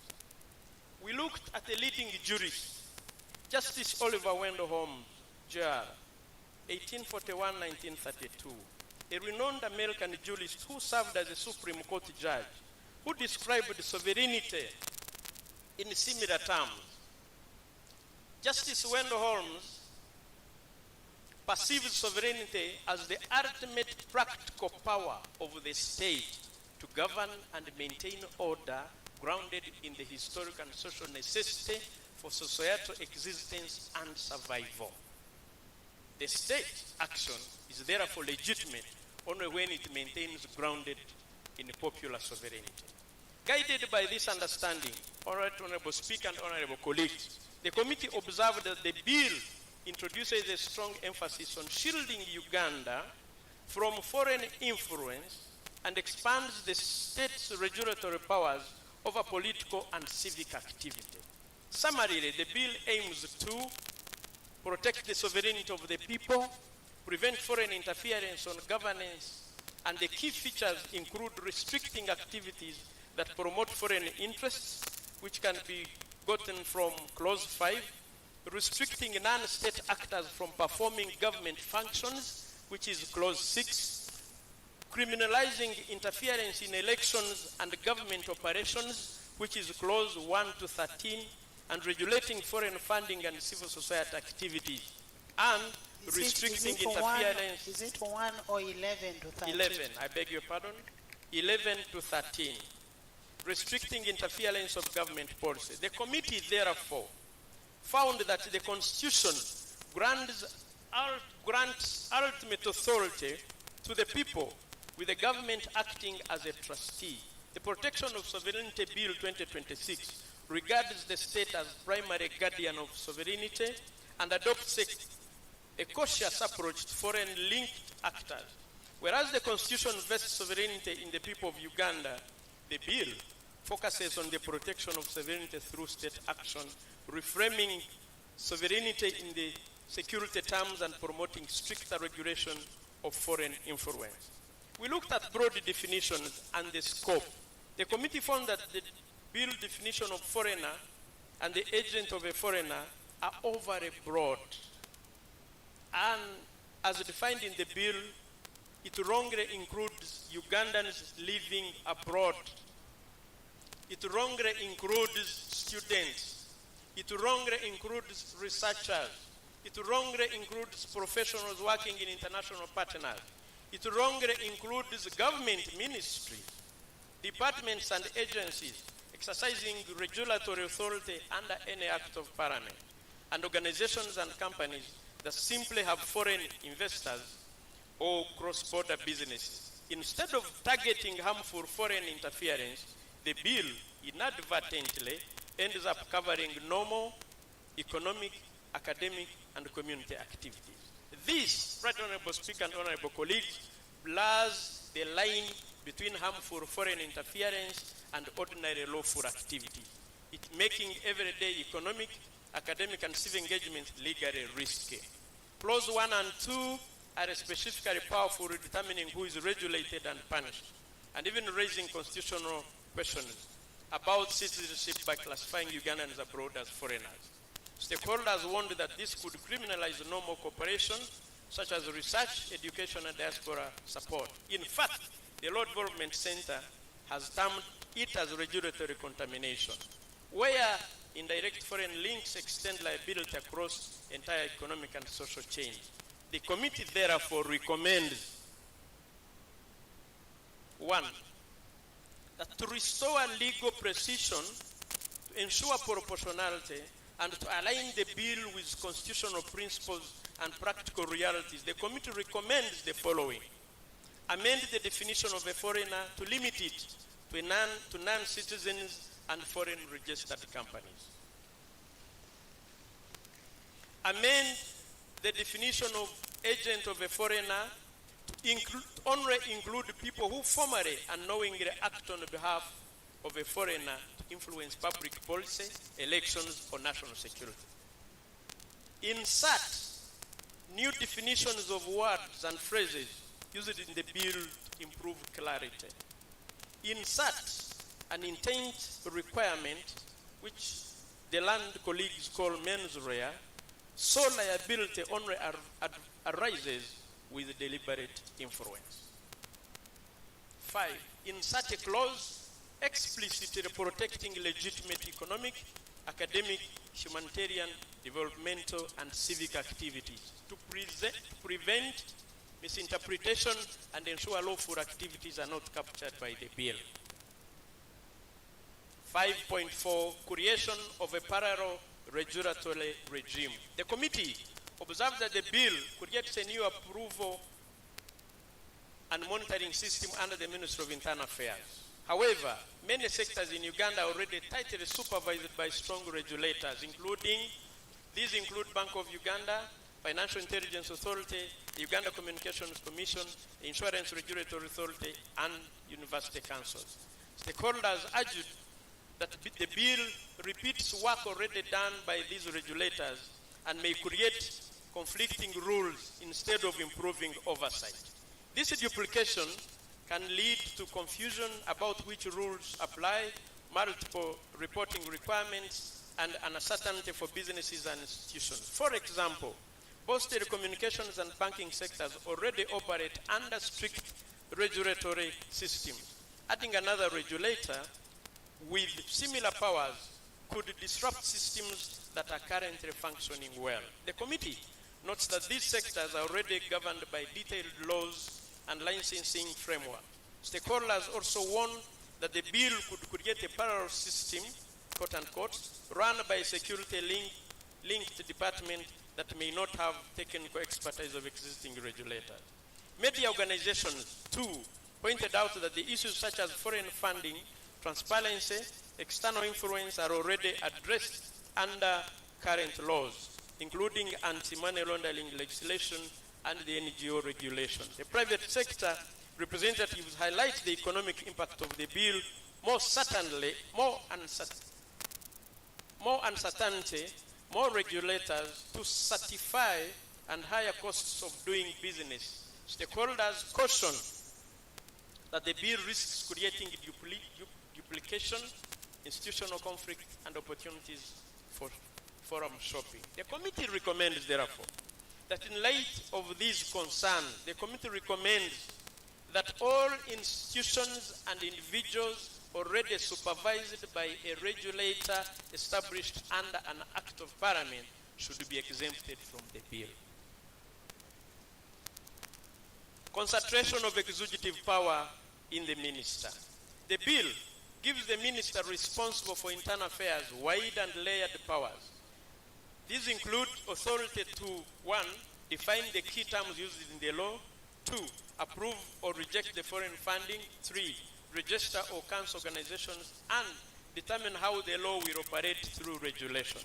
The committee notes that while each of these powers may be common in isolation, their combination in a single office creates a system where participation in economic, civic, or institutional activities depends heavily on the minister's approval. This raises deeper constitutional concerns, not just about administrative efficiency, but about the overall design of governance. The committee elaborates these issues under 3 major themes, from regulatory oversight to discretionary control, where stakeholders observed that the minister's power and the role goes beyond implementing the law. The minister effectively controls access to the law itself, and the minister can decide who falls under the law, who controls access to funding, grant or withdraw legal status, and shape how the law functions in practice. This, we noted, it risks turning the framework into permission-based system where individuals and organizations must seek approval to operate instead of following clear, predictable rules. It also has constitutional implications. This concentration of authority raises significant constitutional concerns. It weakens the separation of powers by placing too much control in one office. It reduces checks and balances from independent institutions. It increases the risk of unfair or arbitrary decisions, especially where the bill lacks clear procedures, timelines, or appeal mechanisms. A system that relies on discretion rather than clear rules undermines legal authority, undermines legal certainty and public trust. We also looked at reframing sovereignty.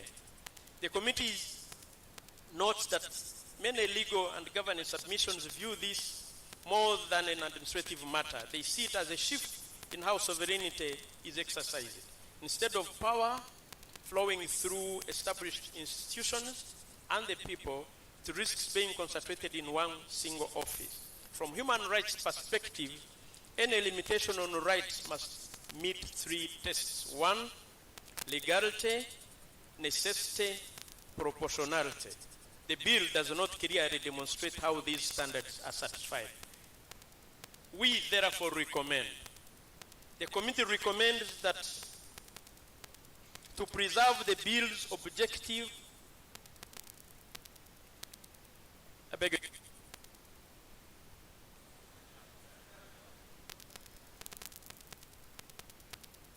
Can I conclude?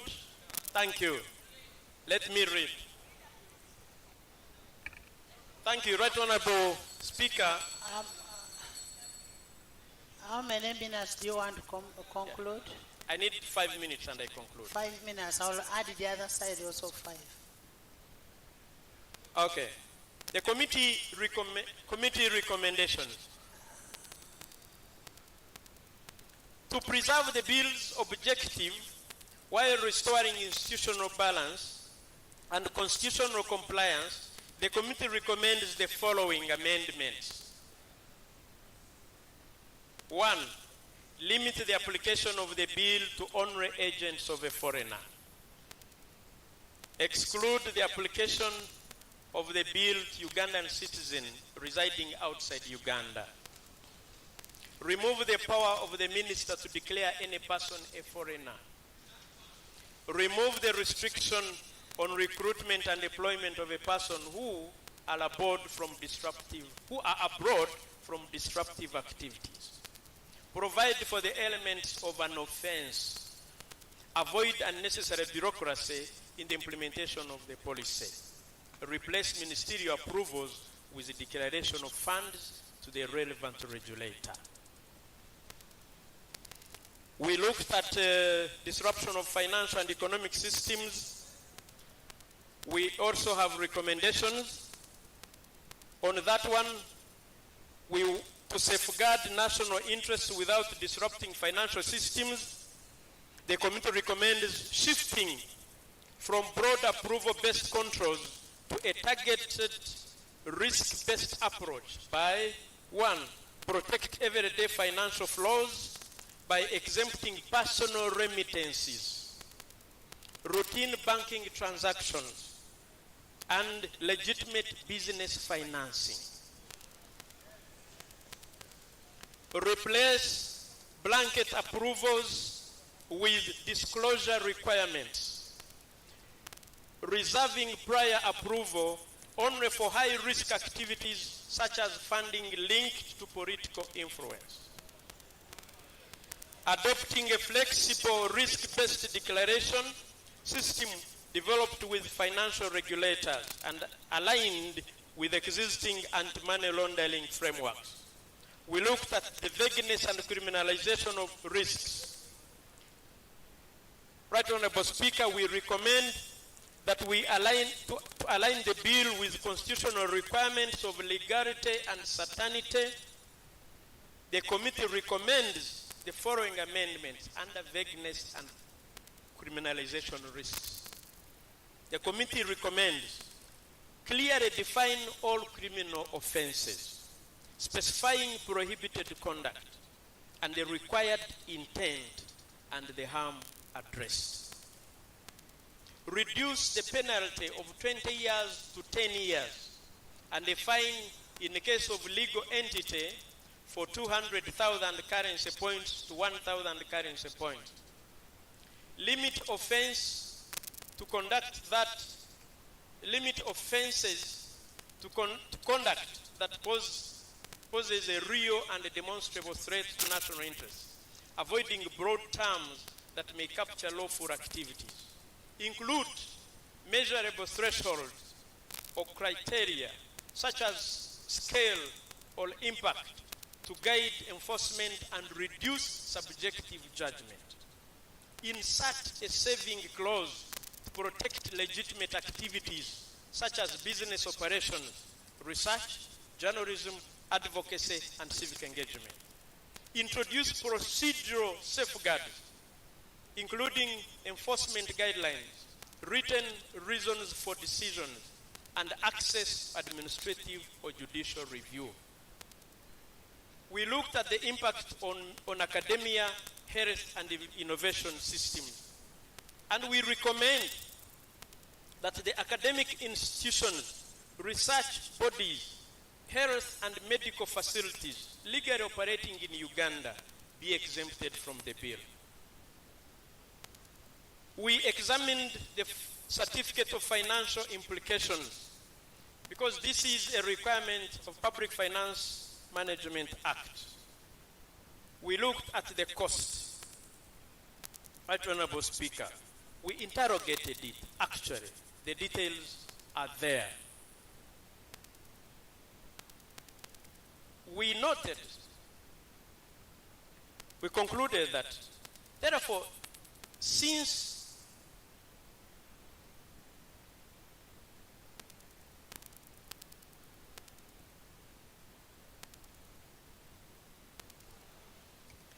in conclusion, Right Honorable Speaker, in conclusion, the committee undertook extensive consultations and the views received reveal a shared concern across all submissions. There is broad agreement on 4 key points. The bill's objective is legitimate, but the definitions and applications are overly broad. The regulatory approach duplicates existing legal institutional frameworks. Excess power is concentrated in the minister, and the bill's impact could extend across the entire economy. In response to the above and the concerns, we interacted with the learned Attorney General again. And now we conclude that the committee, therefore, recommends that the bill proceed to second reading subject to proposed amendments attached thereto and any further improvements this August House may consider appropriate. Honorable. Right, Honorable Speaker. I want this part where you interacted with the Governor of Bank of Uganda. Read. Okay. In response to the concerns, the Attorney General proposed areas for review which were supported by the Bank of Uganda. The committee has carefully considered these proposals. We have also incorporated these amendments where applicable in the bill.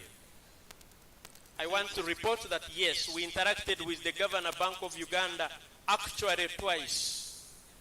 After we had gotten proposals, we flashed to him, and the Governor Bank of Uganda also agreed with the committee and sent us more amendments, which we incorporated.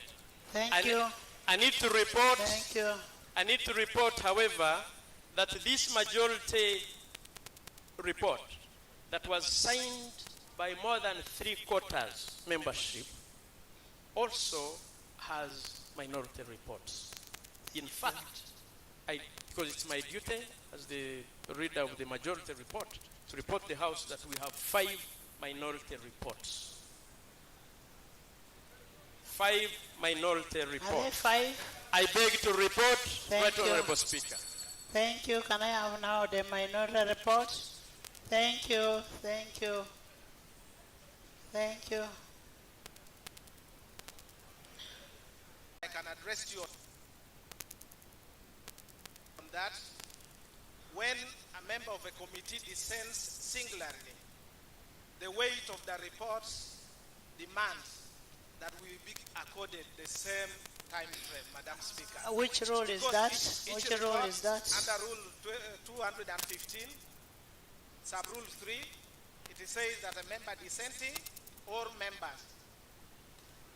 And the reasons are in this report, Madam Speaker, you'll see. If I may address you briefly, in the committee... I am giving you 35 minutes. This is all of you. Honorable members, before we continue, we have Honorable Tim Bernard from Maruzi. Welcome, Honorable Tim. And then Honorable Tibiase Peace from Jinja. Welcome. And they're here. Join me in welcoming our new members. Yes. This is a minority report, Madam Speaker, in substantial dissent of the majority report of the Committee of Defense and Internal Affairs. Honorable members, can we listen to the report? And the Committee on Legal and Parliamentary Affairs on the Protection of Sovereignty Bill 2026.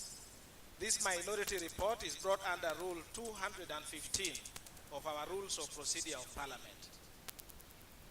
In the opening remarks, Madam Speaker, it is critical that today, when a draconian bill is presented to this Parliament for enactment into law, the minority is persuaded by some of the most memorable speeches in the political history of Uganda. Honorable members of Parliament, please pay attention to the contents of this speech attributed to President Yoweri Kaguta Museveni in the early 1990s. This is what he said. I open the quote. Depending on the nature of the state, in a given society, law can be an instrument of oppression and exploitation, or of social justice and progress.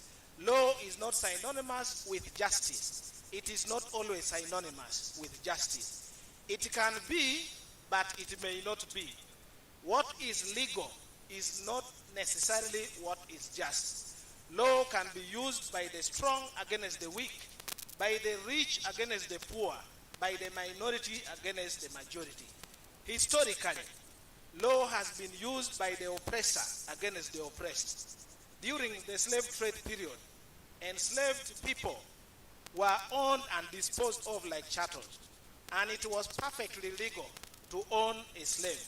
The NRM government is strongly opposed to having laws on our statute books which serve the interests of the minority against the majority of the people, or in which any way promote to serve the injustice or advance backward interest in our society.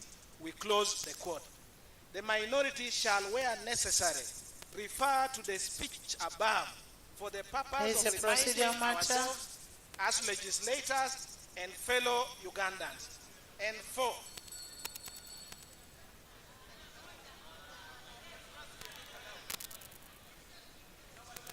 Right Honorable Speaker.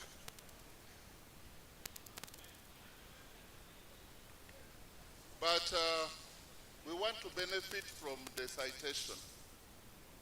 When you're citing, you're quoting somebody, you've stated the date, you could also tell us where that speech was You made. can find the source.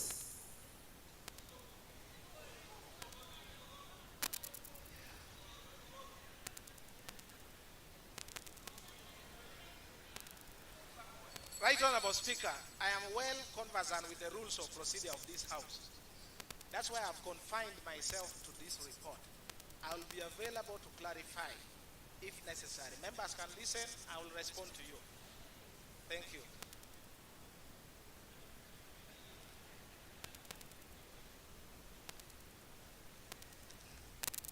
The minority report, where necessary, shall refer to the speech above for the purpose of reminding ourselves as legislators and fellow Ugandans. Can I have a copy? Yeah. Me, I don't. Me, I'm analog.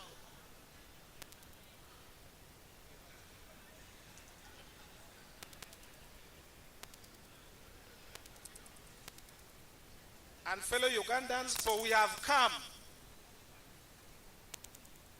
from the far, we have come, and the apparent U-turns and reversals that are being made for whatever reasons being advanced, which reasons have no place in shaping the sovereignty of the people of Uganda. Areas of dissent and statement of reasons for dissent.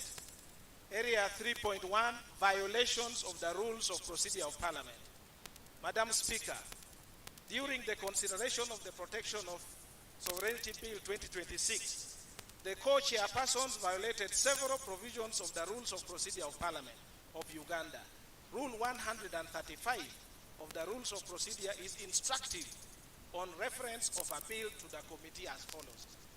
Sub-rule 1, whenever the bill is read for the first time in the House, the bill shall be referred to the appropriate committee appointed under these rules. Sub-rule 2, the committee shall examine the bill in detail and make all such inquiries in relation to the bill as the committee considers expedient or necessary, and report to the House within 45 days from the date the bill is referred. 3, except in the cases of very minor amendments and subject to Rule 138, all proposed amendments to a bill referred to the committee shall be presented to the committee by the person proposing the amendment, and the committee shall scrutinize the amendment together with the bill. 4, the committee may propose and accept proposed amendments in the bill as the committee considers necessary, if the amendment, including new clauses and new schedule, are relevant to the bill. The minority observes that the committee violated sub-rules 2 and 3 in as far as it did not examine the bill in detail and further did not make all such inquiries in relation to the bill. In the view of the minority, the decision of the committee through a vote on a motion by Honorable Fox, Odoi, Oyelowo for an omnibus adoption of all clauses of the bill and the amendment by the learned Attorney General without examination and inquiry violated Rule 135. The minority, Madam Speaker, also observed that the Protection of Sovereignty Bill 2026 was proposed by the Minister of Internal Affairs, Major General retired Kahinda Otafire, Sub-rule 3 restricts the latitude to propose substantial amendment to only the mover of the bill, which is the Minister of Internal Affairs. Only minor amendments may be proposed by any other person who is not the proposer to the bill.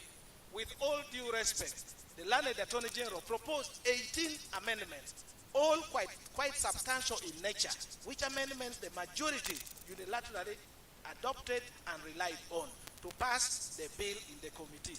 The committee sought to have rejected the committee ought to have rejected the substantial amendment proposed by the learned Attorney General outrightly. To even make it worse, Madam Speaker, the new amendments were laid before the committee in form of a new bill. Rule 135, Sub-Rule 1, confines the committee to a bill read for the first time in the House and referred to the committee. The committee is stopped from directly receiving bills not read in the House and referred to it by fraudulently bypassing this House and smuggling an amended version of the bill to the committee, an illegality that goes to the root of parliamentary procedure and practice was committed and cannot be cured by any explanation at all. Madam Speaker, the minority further observed that no sooner had the learned Attorney General purported to present the amended Protection of Sovereignty Bill 2026 to the committee at about 12 noon on Thursday, 30th April 2026, than His Excellency the President, through his address to Ugandans at about 4 p.m. on the same day, withdrew instructions from the learned Attorney General. Instead, President publicly assigned Honorable Dennis Amson Obua to ensure that the bill concentrates on what he calls sovereignty of policy decision-making. In the practice of law, there is nothing professional as humiliating as a client withdrawing instructions from you and sharing it out with the public outright. No wonder, since then, neither the Attorney General nor the Minister of Internal Affairs ever attempted to appear before the committee or the House. The House must therefore not entertain the two on anything to do with the Protection of Sovereignty Bill 2026, since the President withdrew the vote of confidence in them. The minority, Madam Speaker, formed the view that Honorable Obua Hamson, having been given fresh instructions as per the written expression of the President, ought to have immediately sought audience with the committee to present the instructions given to him. Was it an instruction to withdraw the bill, or what was it? Despite the insistence of the minority to invite the Honorable Hamson Obua under Rule 135, Sub-Rule 2, to make all such inquiries in relation to the bill, as this was the most expedient, the co-chairpersons, Honorable Kajwenje Wilson. Honorable Jana, sorry for interruption. My presumption is that when you bring a minority, you bring your points of departure, not procedure.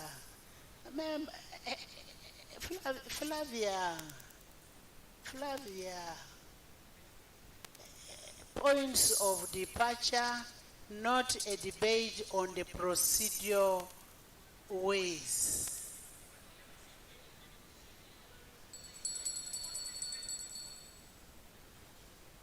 Madam Speaker, respectfully, this is one of the points of departure that I had. Which one? Which one? Under subheading 3.1, I said areas of dissent and statement for reasons of dissent as provided in the rules. The first was violation of the rules of procedure of Parliament. And I am explaining under Rule 135 that the committee ought to have examined and on its own move to go and inquire, to make inquiries. And my point is, having come to the attention of the committee that Honorable Obua Hamson was assigned, the committee ought to have moved itself to request Honorable Obua to come and substantiate. It goes to the root of my dissent, Madam Speaker. So the committee instead went to Honorable Obua. Members of Parliament instead were told that physical copies could not be availed since Parliament was on a weekend. The views of Madam Speaker, views of selected stakeholders were instead sent to members on WhatsApp to read on their phones. Members who were not on WhatsApp or whose phones could not open the WhatsApp were effectively denied critical document. Madam Speaker, the privileges of a member of parliament were violated to the extent that some of the members of the committee had to jump on border to travel to Nassau Road to print the stakeholders' document for their own reference. A passionate plea for the committee to adjourn until Monday, when parliament is open, for purpose of printing or photocopying the document was turned down. But, Right Honourable Speaker, this gross. I am rising on a point of procedure. I am rising on a point of procedure, Madam Speaker. A minority report, as per our rules, envisages that a member participates in the proceedings of a committee and then disagrees with some of the decisions taken by the majority.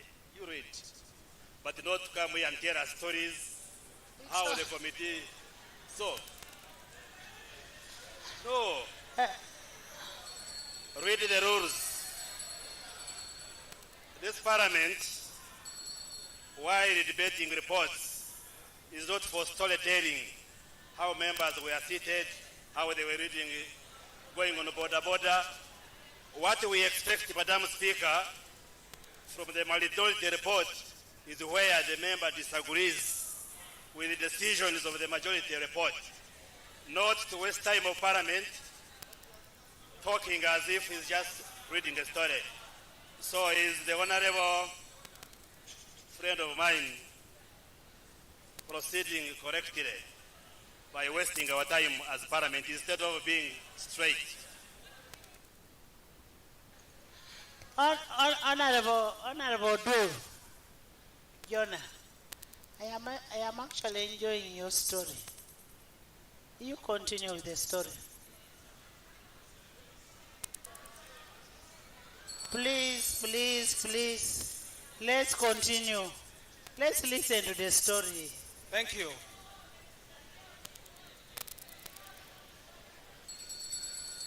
Right Honourable Speaker, this gross abuse of authority with utmost impunity, laced with shameless sycophancy, is highly condemned. Presiding officers in committees and indeed plenary must be impartial, patient and respectful of the constitutional rights of an MP to represent their constituencies without undue partiality and interruption. I must also add that the co-chairpersons of the committee appeared not to have addressed their minds to the rules of procedure of Parliament which guided us and opted for personal whims to decide substantive points of law as well as procedural matters that arose in the committee. The finding. My finding number one is that the proceedings of the committee were held in complete violations of Rule 135 of the Rules of Procedure of Parliament. Two, the co-chairpersons exhibited gross incompetence, lack of tolerance for divergent views, and stifled all avenues of debate during consideration of the bill. Honorable Dur, incompetence. By the time you come and be a member of parliament in this house, let's tone down our language. Let it be parliamentary. Even when I'm enjoying your story, at least let's be parliamentary. These gentlemen are competent.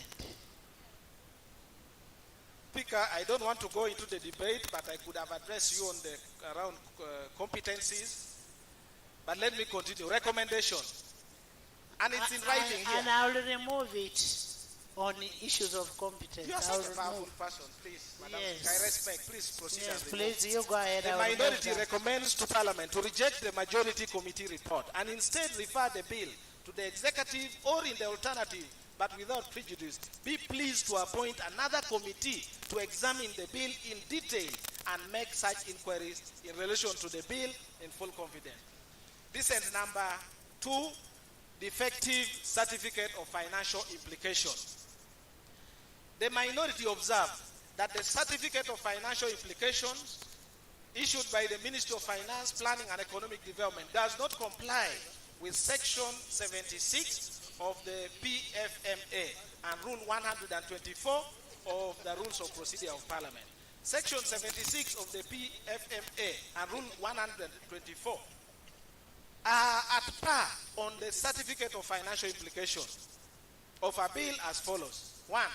Every bill introduced in Parliament shall be accompanied by a certificate of financial implications issued by the Minister.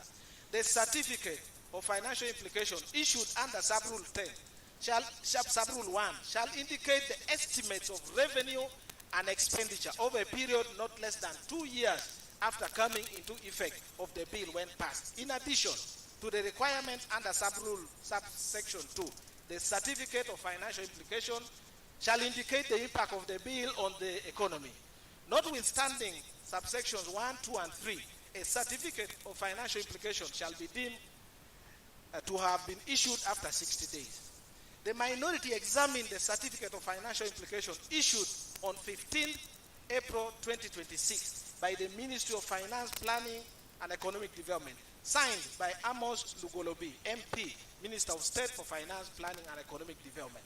In the certificate, under paragraph 5 on impact of the economy, the Honorable Lugolobi states as follows: the proposed bill is expected to strengthen Uganda's policy autonomy and national security architecture, improve coherence in the management of foreign aid and foreign funded activities, and support stability in governance and public order. These outcomes are expected to contribute to a more secure environment and implementation of government programs and long-term national development.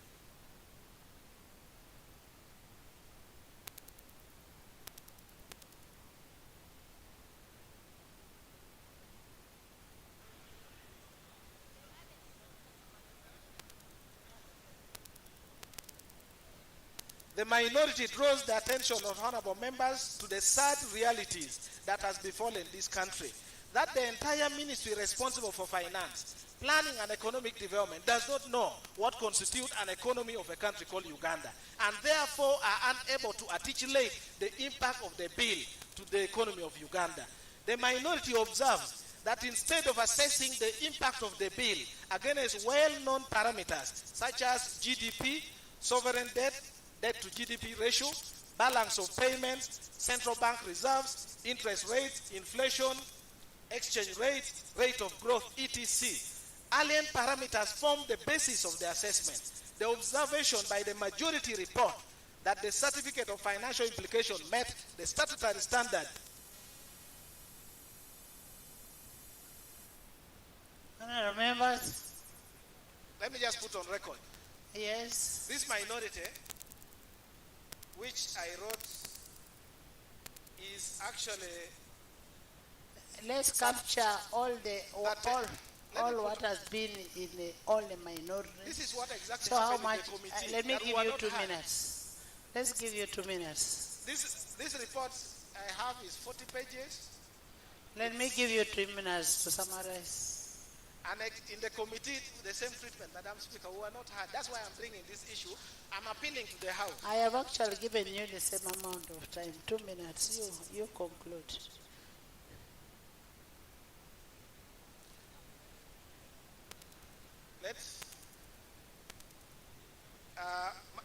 Madam Speaker, I want to put on the record that I cannot conclude in the 3 minutes you have given me, but I appreciate it. If it is your ruling that this report stops at this level, I have no problem. I respectfully submit, and then I can leave, because there is no way I can. And I wanted just to finally, because as you also know, this may be possibly the last time some of us may be in this parliament. So I wanted you to protect that constitutional right, that little window that the people gave me to be in this house, to represent them. I just plead of you.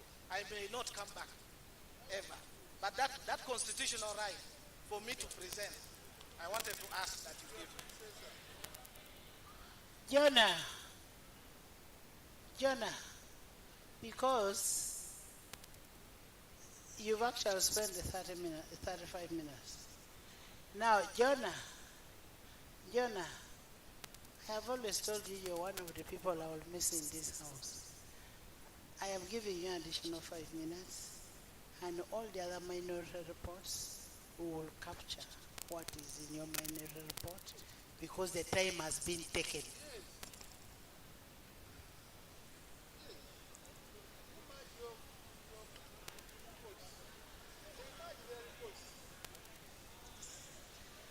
Right Honorable Speaker. Thank you so much, Right Honorable Speaker. I want to now go back to the report, but let the record capture that when I appeared in the committee, and you have designated me, Madam Speaker, as a member of Parliament to sit in the Committee of the Legal. In the joint committee, I was not given the opportunity. The same treatment, and that's why I thought this House would allow me to present. So with that, let me just put on the record that that the 5 minutes that you have given to me is not enough for me to present this, and I thank you, and probably take the opportunity to conclude by wishing members who are going to return to the 12th Parliament good luck in their deliberation and representation. I know next week people are going to swear in. I want to wish you all the best. But without prejudice, if the committee proceeds to committee stage, there are amendments that are also attached here. Yes. I beg that I will be given time to move those amendments, Madam Speaker. So you're putting a motion for committee stage so that we do the amendment? Let the record capture that I did not. I just put you on note because I'd written it here. No problem, no problem. We shall consider that. If you had been patient and read, it was going to come in the last page. No, I am not impatient. Honourable members, I gave each side 35 minutes. Right Honourable Speaker, I believe you will give me my right as a member who prepared a minority report that was co-signed by two other members, Honorable Adeke Ann Ebaju for FDC, District Woman Representative for Soroti, and Honorable Asumani Basalirwa, the MP for Bugembe Municipality. And my right Honorable Speaker, our points of dissent are in the following areas. One, the provisions in the bill that tend to infringe the freedom of expression, contrary to Article 29 of the Constitution. Two, the inconsistent mens rea, since several offenses of comparable severity, particularly clauses 8. Incidentally, this particular microphone seems to have been tampered with, and mine has, so clauses 8, 10, and 12, and 22, that remain strict liability while others require intentional knowledge, and creating an internal inconsistency contrary to Article 28.3 of the Constitution. I hope the answer will capture. Yes? At Satura, number 3, Satura definitions in respect of foreigner and agent of foreigner, which cross refer to clause 2, which in itself raises Wilfred, that we will discuss that in committee stage. I will allow you to bring your issues. Number 4, right Honorable Speaker, is on criminalization of free speech. Number 5, and most importantly, Madam Speaker, this particular bill tends to infringe Article 1 of the Constitution by 1, trying to invert the sovereignty of the people into the sovereignty of the state. Article 1 of the Constitution refers to the people of Uganda being sovereign. What the state has is the authority to administer. So the title of the bill itself tells the lie about itself. And when you go through the bill, Right Honorable Speaker, apart from clause 5, which talks about the sovereignty of the people of Uganda, the rest of the clauses are in respect of the sovereignty of the state. Okay. And when we go to committee stage, Madam Right Honourable Speaker, So we are going have many amendments to make. No problem. Since we were never given an opportunity in the committee stage, Thank you. we have amendments to make on almost all clauses in the bill. Thank you. May I invite my other colleagues who have minority reports to make their presentations. Members.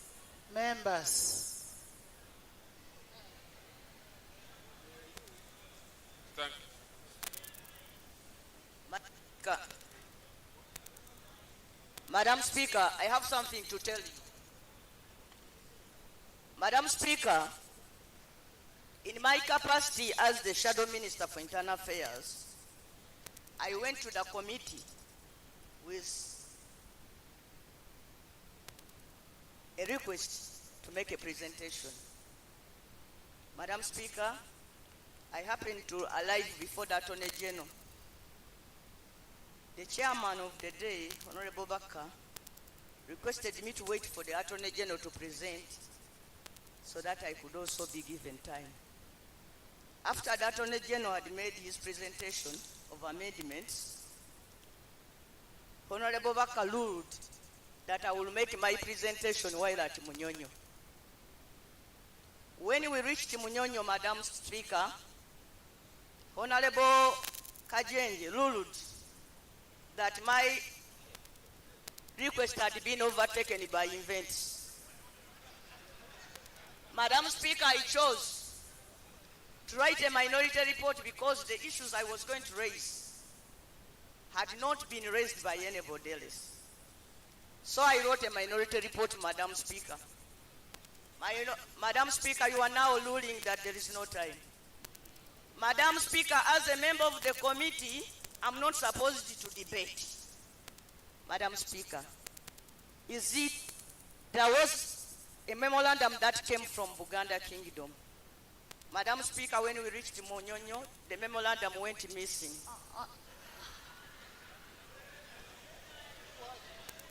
Madam Speaker, they have told you here. Let me tell the Speaker. Madam Speaker. Honourable members, we give Betty time.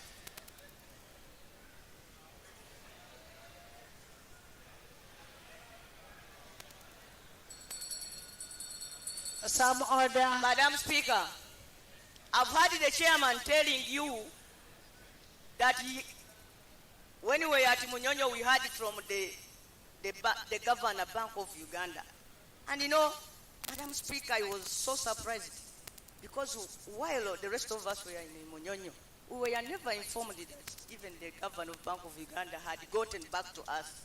Madam Speaker, because of those many issues, we are also told that 700 people sent memorandums to the committee, but only 47 of them were accounted for. I feel so silenced. Is it your ruling that the people from Mukono should not be heard on this? Honorable Betty.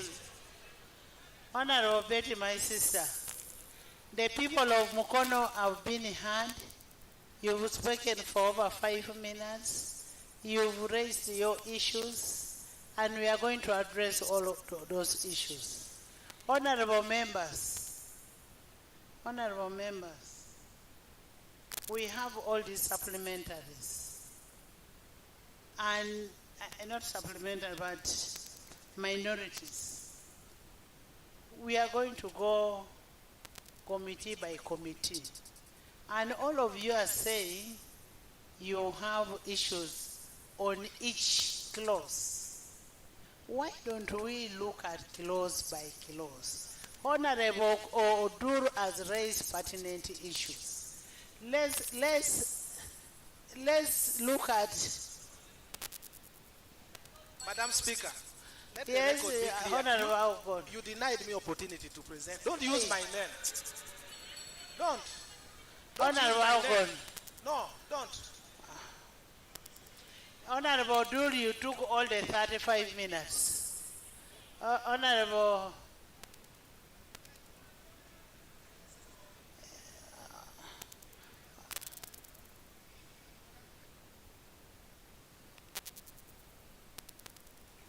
Honorable Olanya. Right, Honorable Speaker.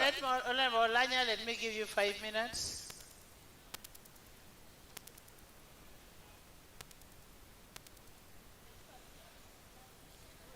Thank you, Right Honorable Speaker. Right Honorable Speaker, I'll go straight to the point of dissent. Right Honorable Speaker, the minority, following Rule of Procedure 105 of Parliament, Right Honorable Speaker, the bill establishes an extensive regulatory and criminal framework governing individuals and entities classified as agents of foreigners, imposing control and funding policies, policy engagement, and civic participation.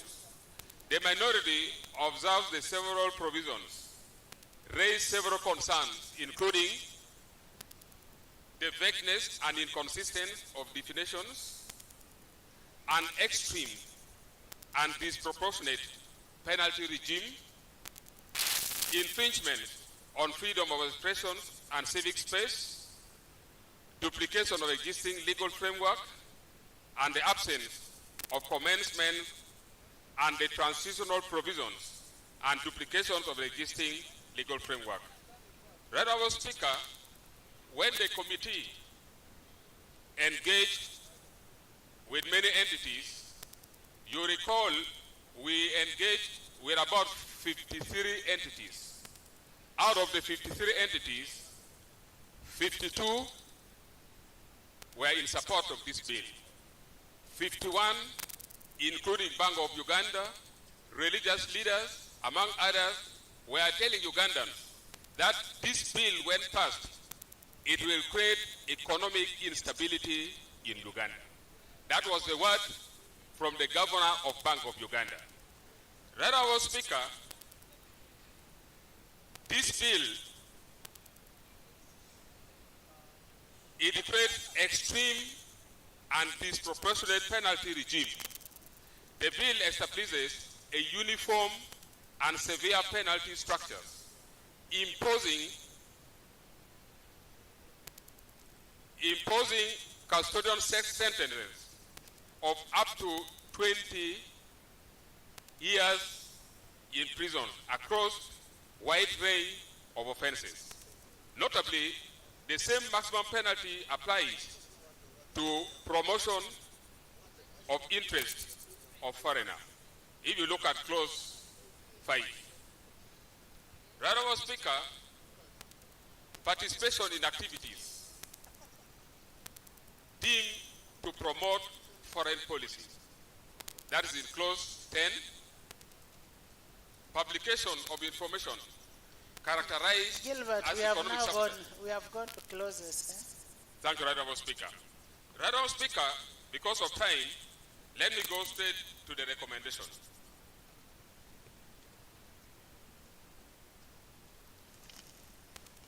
Right Honorable Speaker, this minority came out with the following recommendations. Having engaged and got many views from Ugandans, the minority recommends that the House does not pass the bill in its present form. 2, the bill be withdrawn and remitted for comprehensive redrafting. 3, a revised bill should provide clear and precise definitions, establish a proportionate penalty regime aligned with existing legal frameworks, be supported by a credible economic and fiscal analysis, and finally, be subjected to broad stakeholders' consultation. Right, Honorable Speaker, the view of the minority is that the bill should be withdrawn. I beg to move. Honorable Betty. Betty, 5 minutes. Thank you, Right Honorable Speaker. Right Honorable Speaker,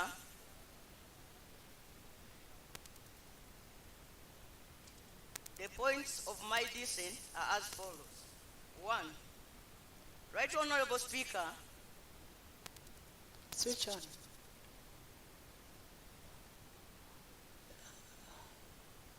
Switch on. Right Honorable Speaker, it is my opinion that there hasn't been enough public hearing according to this bill. Right Honorable Speaker, you have been told that 57 memorandums were reviewed. But the fact of the matter, Right Honorable Speaker, is that the committee received over 700 memorandums. One of them, Right Honorable Speaker, as I've put it, being from the Buganda Kingdom. Right Honorable Speaker, when we went to Munyonyo, we are given time to go and study these memorandums on WhatsApp, but when we returned to the committee, Right Honorable Speaker, the committee did not give us time to make a presentation, as I've told you before. Right Honorable Speaker, it's not about allowing people to come to the committee. The purpose of the people coming to the committee is to give their opinion space that the people should be heard. But we are handling, my point of dissent is that the committee ruled in favor of only 2 people out of the 700 who opposed the bill, Right Honorable Speaker. Right Honorable Speaker, we are here fidgeting with time. This is not legislation. The committee is always given up to 245 days, according to our rule of procedure 135. Not 200. 45 days. But if you get a committee which is efficient like yours, it can even do it. It wasn't efficient, Madam Speaker. Even the problem of time can even be seen while we are here, Right Honorable Speaker. Right Honorable Speaker, my request is that the 11th Parliament stops behaving as if it is the last Parliament Uganda will ever have. There will be other parliaments that will come after this Parliament, Right Honorable Speaker. And Right Honorable Speaker, we are so honored that you will also be in that next Parliament, Right Honorable Speaker. No, I can. My recommendation, Right Honorable Speaker. I can choose not to be because I have. You already there because we have been talking to Mau.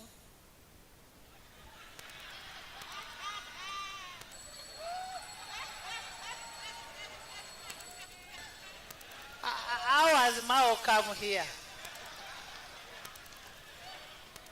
Order. There's an order here.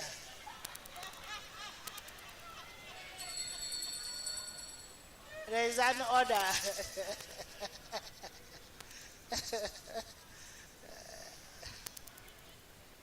Right Honorable Speaker.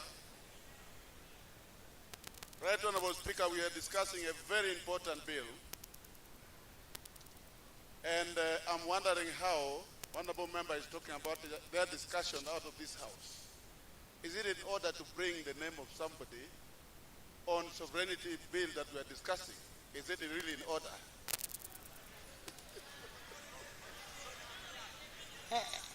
Do you want to tell us is that he's an agent of foreigners? No, the person they mentioned the name. Yes. Right Honorable Speaker. Betty, finish. Right Honorable Speaker, the other point of dissent is on the issue of interpretation, Right Honorable Speaker. The law refers to the interest of Uganda. However, when you go into the interpretation, the interest of Uganda has not been defined. It also talks about the interest of the foreigner, which is also undefined. It also talks about government policy. That is on interpretation clause. On interpretation, Right so Honorable you will Speaker. bring your idea when we are in that clause. I thought, Right Honorable Speaker, you had allowed me to present my report. No, what I'm saying, we will expect your idea on that clause, what you think, the amendment you want. Madam Speaker, First of all, I'm a member of the committee who is not supposed to contribute to debate. No. Two, Right Honorable Speaker, you gave me an opportunity to make a presentation. Honorable and Betty, I was so thankful that Honorable you gave me Betty, the I am only advising you that when we reach that close, I will still give you chance to bring in. So you read your report, but I will still give you chance to bring your proposal. My recommendation, Right Are we Honorable speaking Speaker. the same English? Madam Speaker, I'm reading the report and you are giving me advice. I take your advice, Madam Speaker, but I continue to read my report. You read.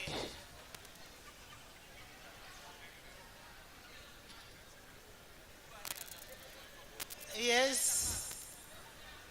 I seek for your protection. You finish. Continue the report. Continue. I seek for your protection. Members, yes, there is an order from WOPA. Order from WOPA. Thank you, Right Honorable Speaker. Right Honorable Speaker, I want to request. Right Honorable Speaker, there is a lot of noise, and yet the microphones that they are using is not as loud. So, the point of order that I'm raising is that, is it in order for members to make noise when a member is submitting? Is it okay to laugh, but let us laugh and allow the member to read her report? We now can't hear what she's actually reading. So, Madam Speaker, is it in order for members to continue shouting when a member is actually reading her report? You are the one who was shouting. Honorable Betty, can you? Let's hear Honorable Betty. All members, can we listen to Honorable Betty? It is on. Switch on.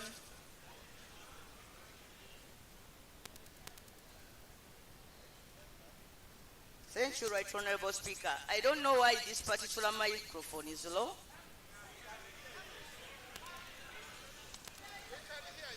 Please go ahead. At least I can hear you. Right Honorable Speaker, my suggestion, my recommendation is that this bill is withdrawn by the movers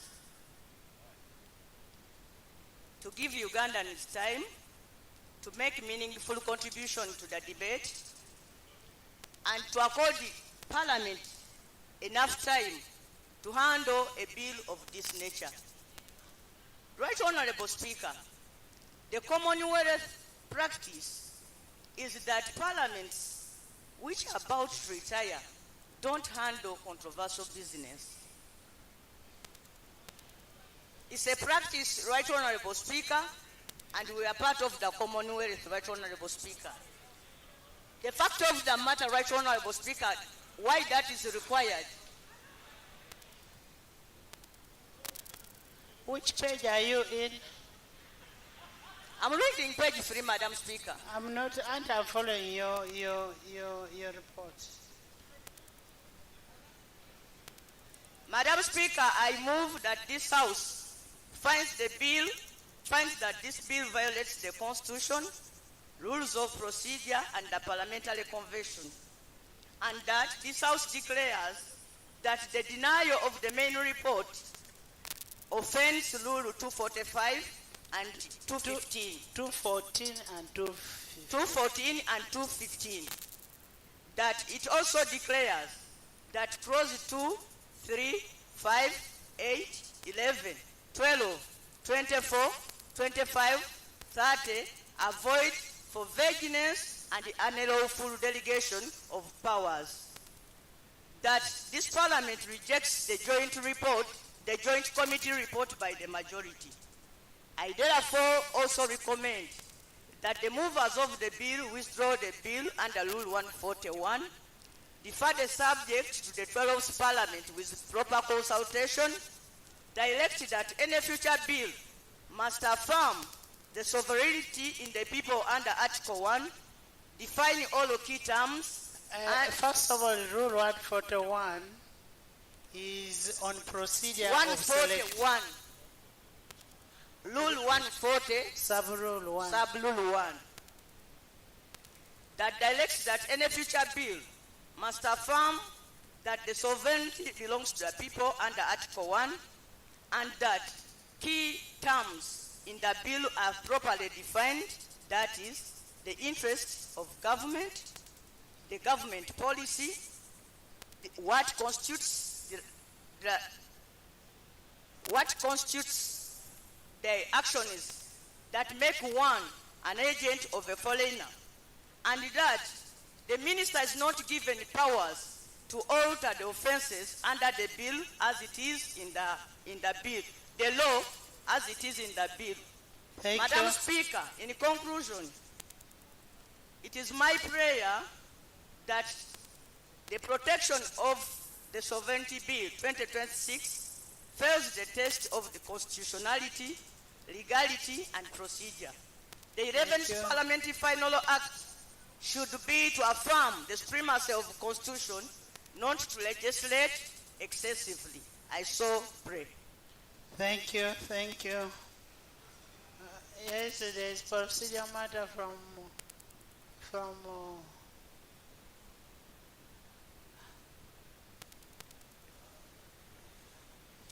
Right Honorable Speaker, I want to thank you for the opportunity that you have given to those with the minority reports to present. It is in the interest of this country that all the voices of Ugandans are heard in this House. And those who have spoken represent those voices. Right Honorable Speaker, Honorable Jonathan Odur did say you want to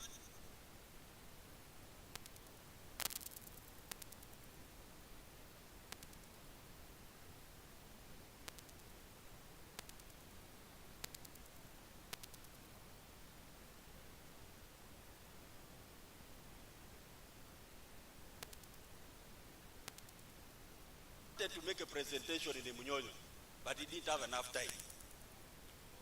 Or he was not given the opportunity. And now that he has very many issues that he would love to present, together with the rest of his colleagues, and those who may feel there are procedural matters that were not handled well, but now we have the opportunity to look at this bill in a proper detail, provision by provision. I beg to move procedurally. So what have you spoken? I therefore want to... I am asking what have you spoken? Kiwanuka. Kiwanuka. I'm raising a procedural matter. Kiwanuka.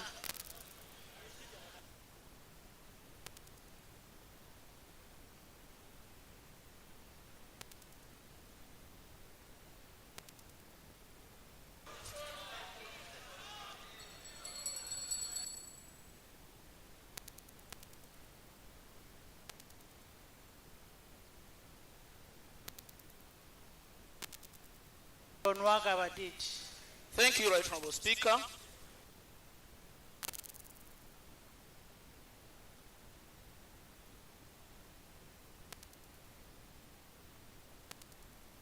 Briefly, but my approach was different.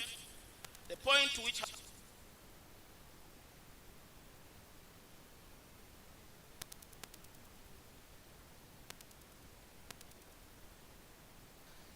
let's have order. Right Honorable Speaker.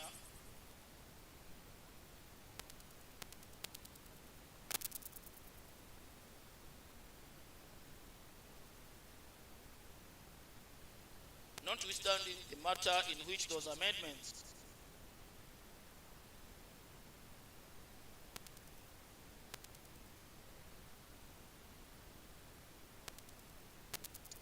an affront to the past precedents of the House.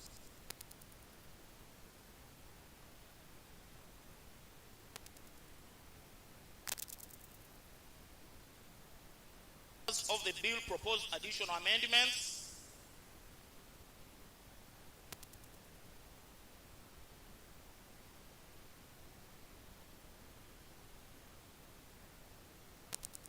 Totaling to 24 out of that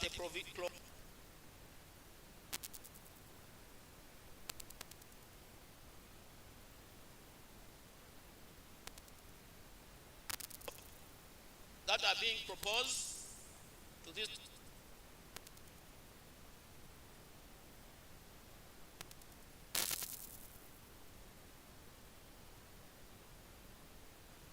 The past ruling of the presiding officers of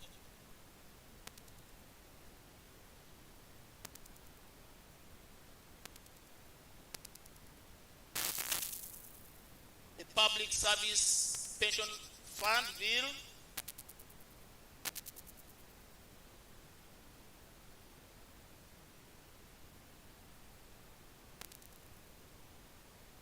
then directed the withdrawal of the Public Service Pension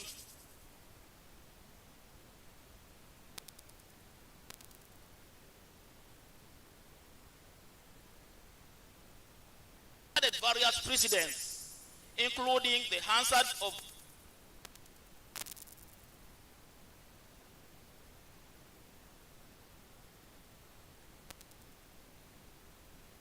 a bill. In reference to the Sexual Offences Bill 20,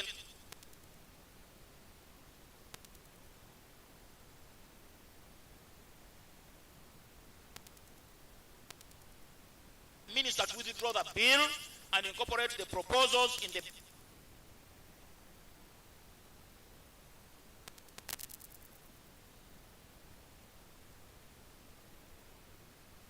Service Pension Bill 2023. I guide that if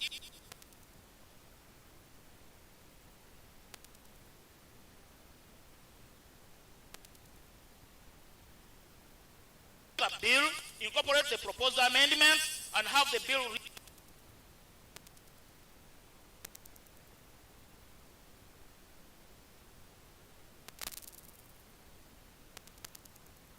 go and incorporate the proposed changes, gazette it,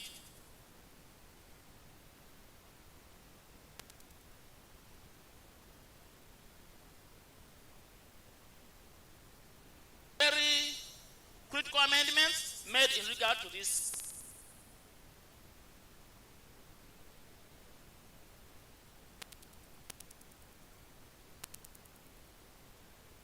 matter of the bill. The minority wish to note that the amendment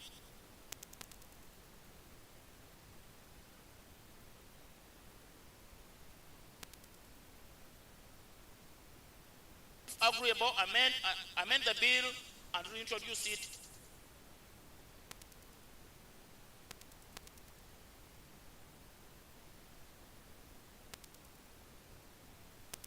for the minority. Indeed, the Right Honorable Deputy Speaker, while directing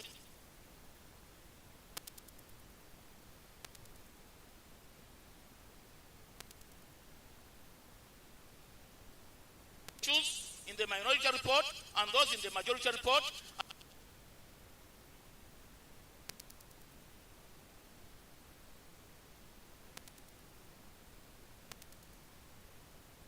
their views and incorporate them into the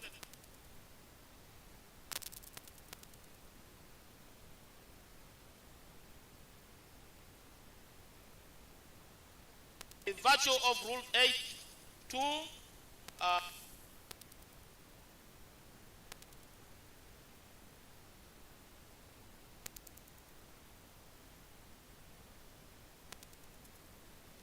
in light of the above, the minority calls upon the president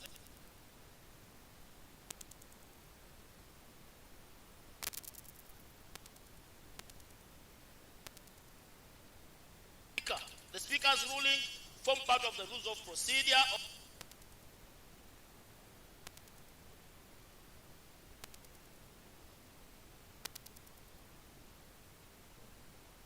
misquote the ruling of the former deputy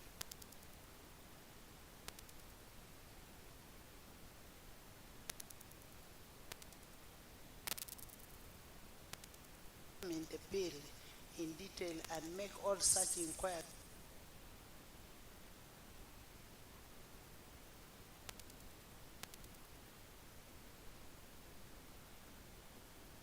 5 days, working days from the date of the pay.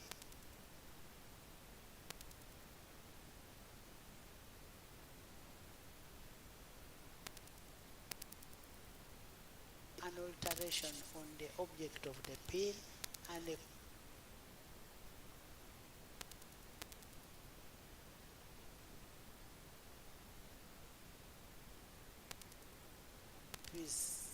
meant was an alteration.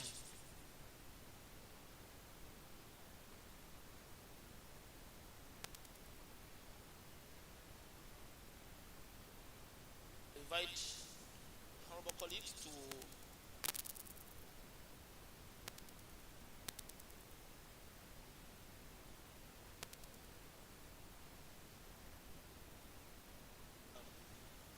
in one way or the other. Honorable Speaker, as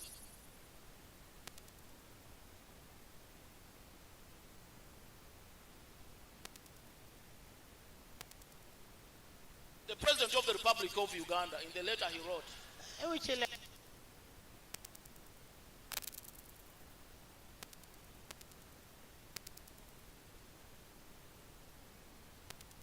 it's Parliament who is holding the bill.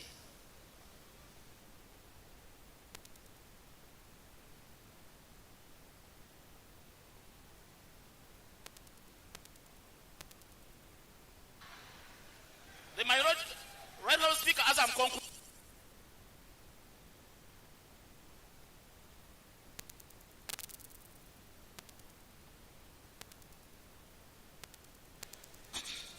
the minority notes that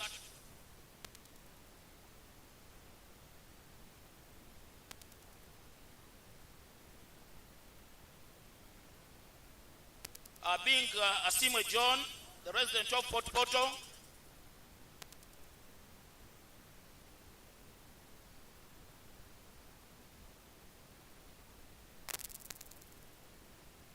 gave directives in his letter over his, which was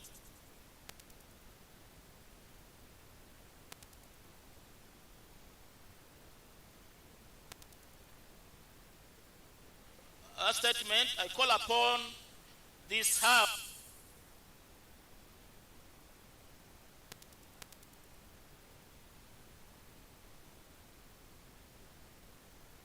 of Sovereignty Bill 2026 that was read for the first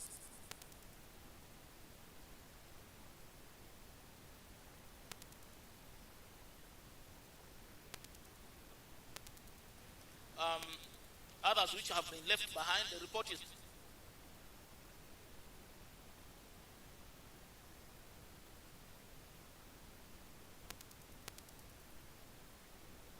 real societies, and the government undertakes to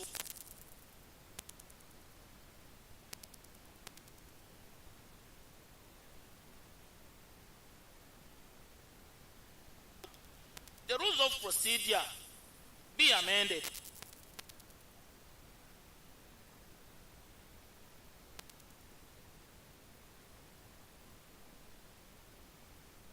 Thank you, Honorable Speaker.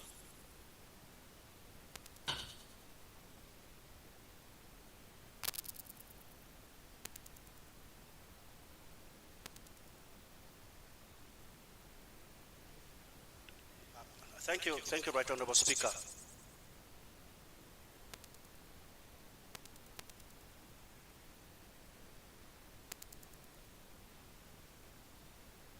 When it comes to making our laws when they present their view.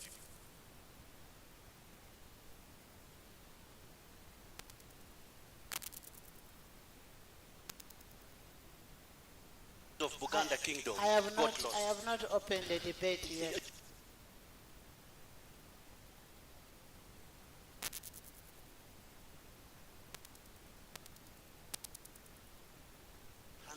It is bad. Yes, we wanted to be withdrawn.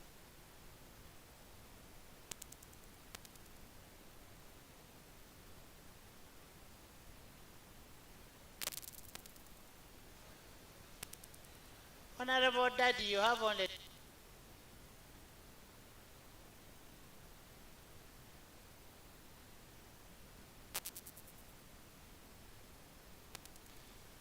In that I taught some people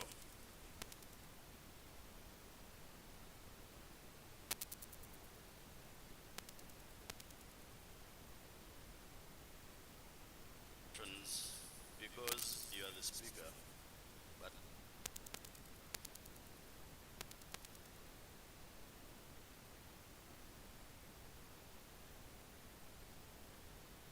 and therefore saying all of you minority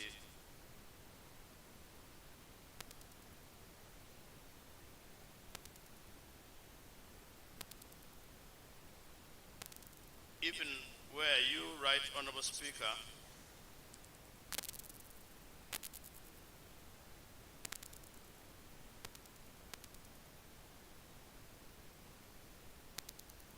more than the time you had already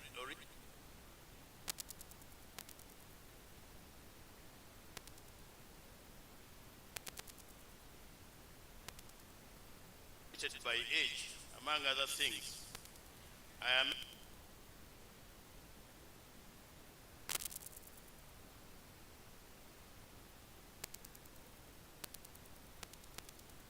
with that said, Right Honorable Speaker,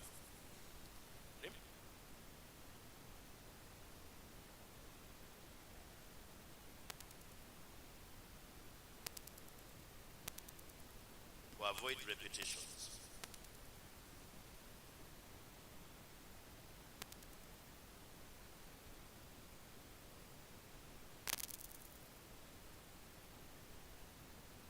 I did not read any amendment.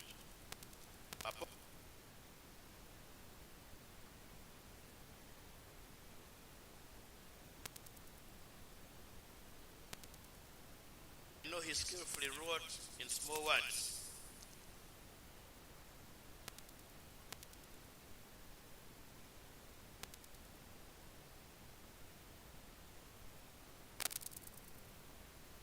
However, I treat them as views of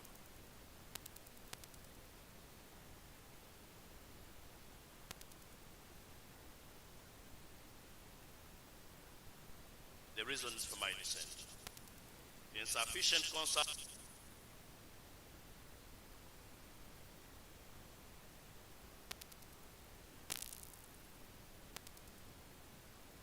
of Article 1. The bill is accompanied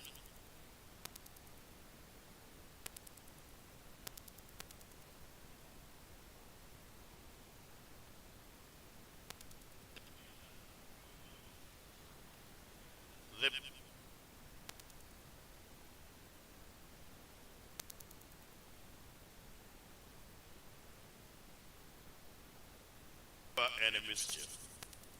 At page 2,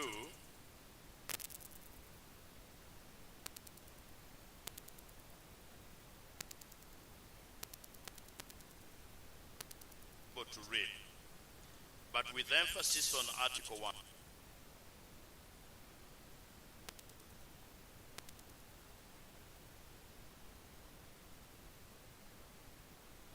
Candidates have no views to contribute on such an important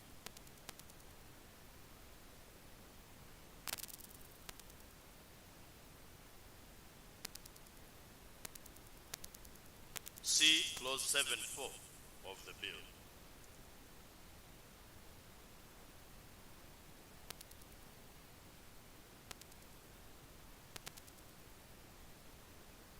It is and others versus Attorney General, constitutional petition.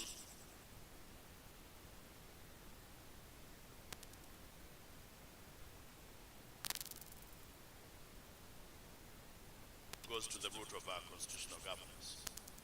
In 3,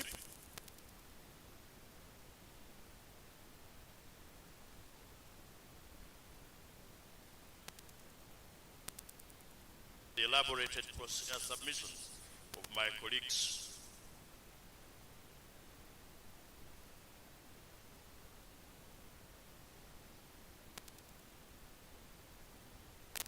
does not cure any mischief and is therefore misconceived. And the summary.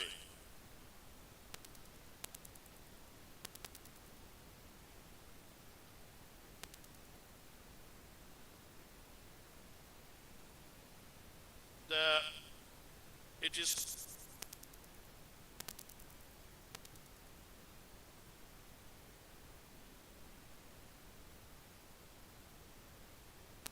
and the agent is the mischief. That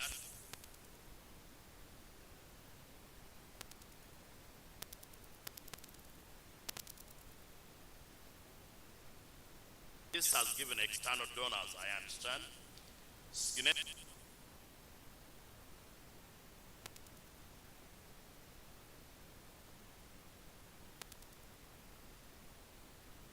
platforms by foreigners and agents of foreigners to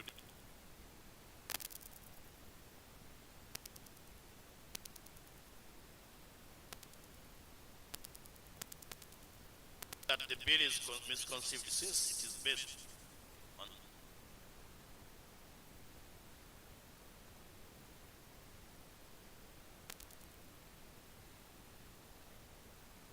government policies and programs by foreign countries and agents.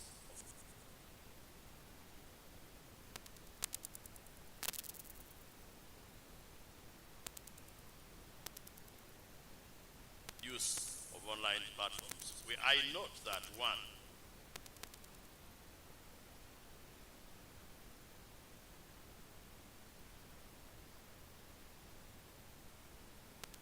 laws which include among others the NGO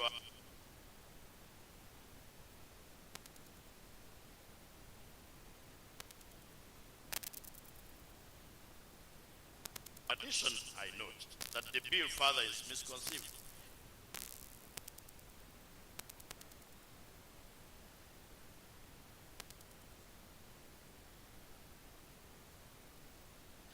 The majority report was uploaded yesterday.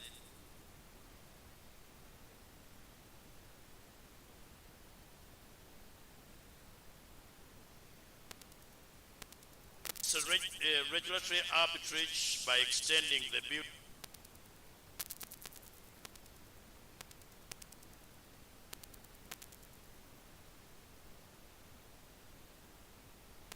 including the political sector, which is so to be.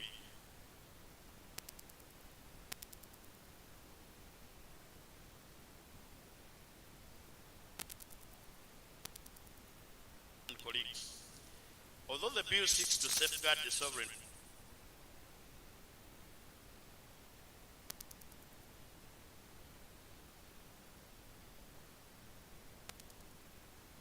an agent of a foreigner who registers with the minister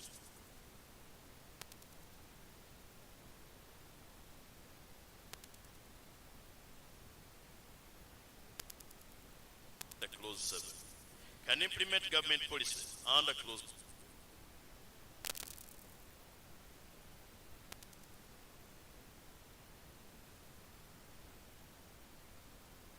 activities that are allowed for an agent of a foreigner under the bill.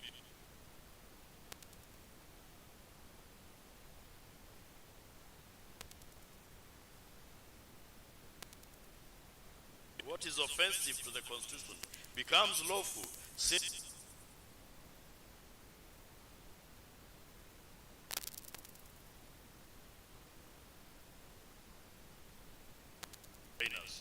the so-called acts allowed under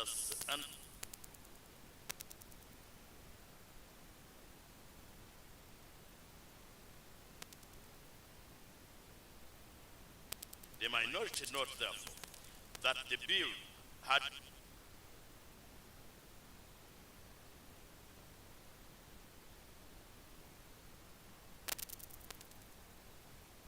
declared void for vagueness and the stretching beyond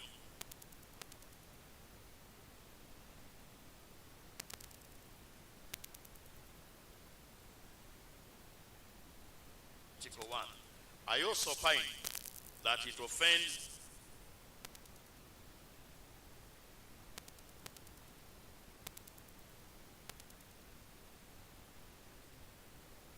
Canvassed in Paul Semogere, Zakalo Luma, and Juliet Rayner Kafiri.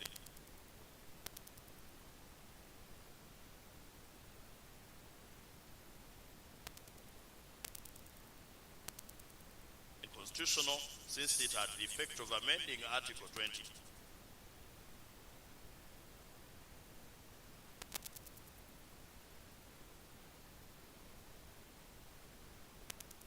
Been passed without following the procedure and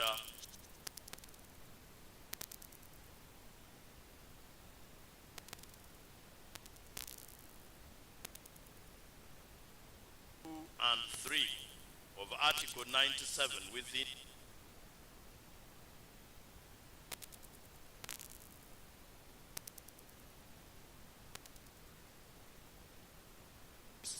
and I'll proceed to page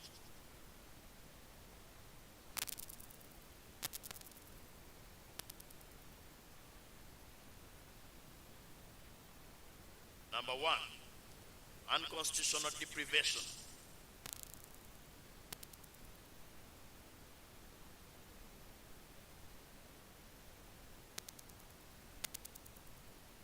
To reintroduce the foreign element against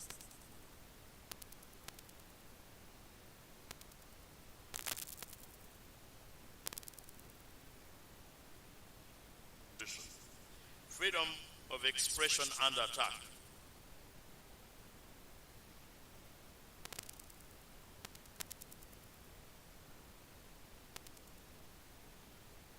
Conscience and belief. Now clauses 5, 7, 8, 9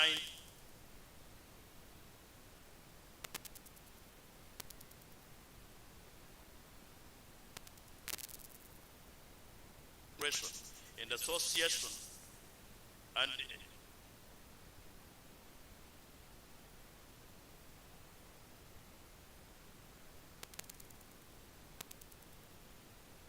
engaging or participating in a riot or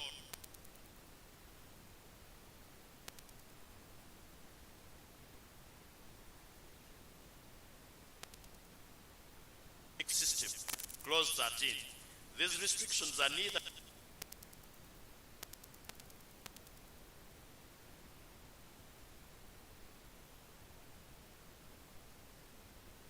not permit any limitation of the enjoyment of the right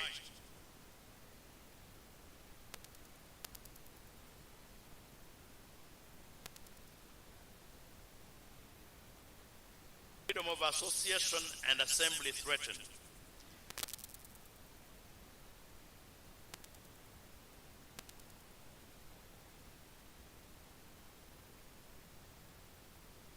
To influence the policies through civic organization.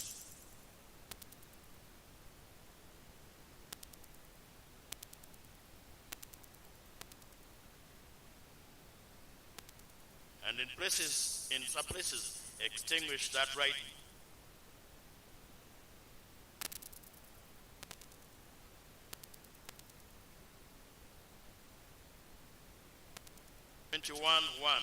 All persons are equal.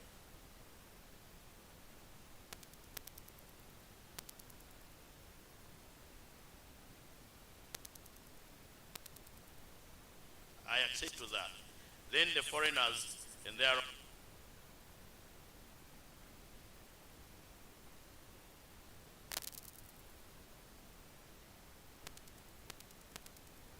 the right to privacy of a person and property and no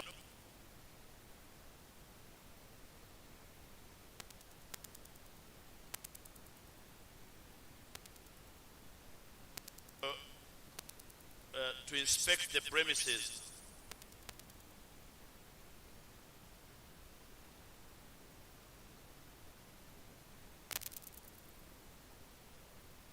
wide and arbitrary provision.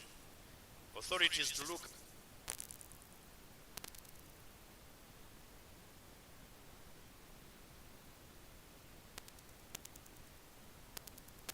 Act, Charles Onyango Bo and another versus Attorney General.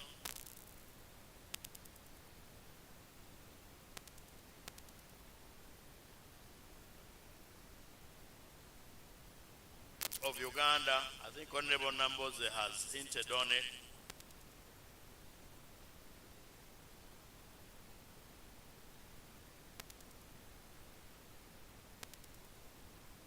Acts at the order, requests under the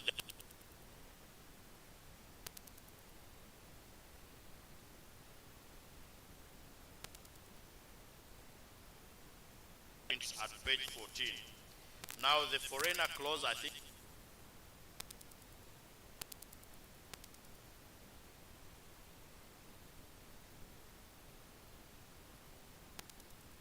Right Honorable Speaker, I have highlighted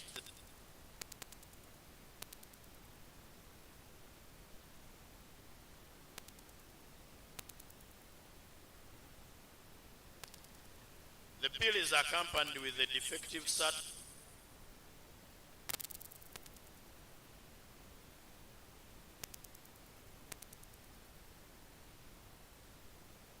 on the following areas. One, that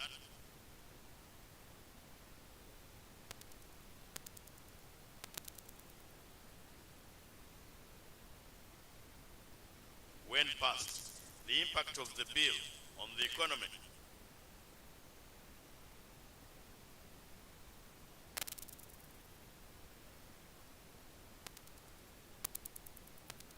without telling us what we are likely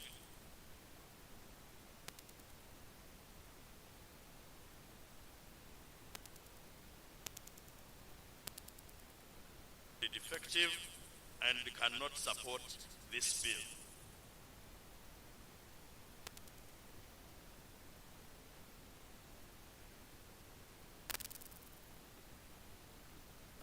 And I associate in the same terms.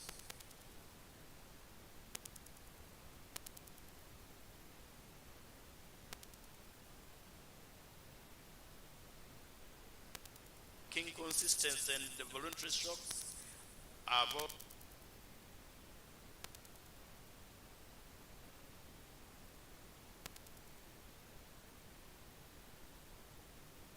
excessive and disregard the precedents of the House.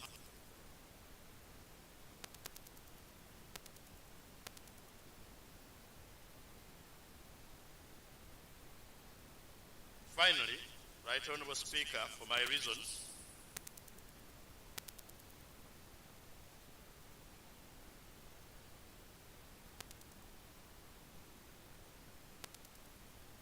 and here nobody will ask me whether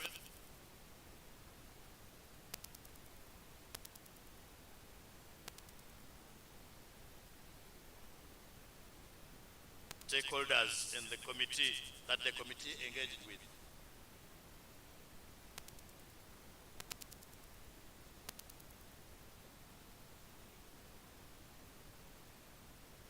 I think only 3 people supported. 3 stakeholders.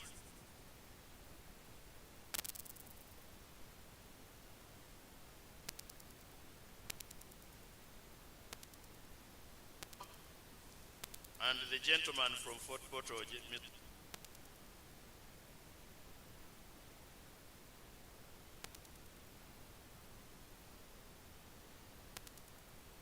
initiated in cabinet. But it does not stop there.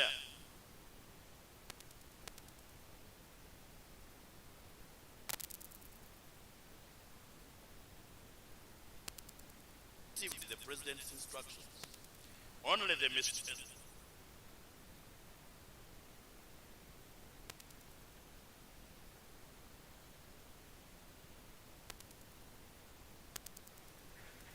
And not the minister.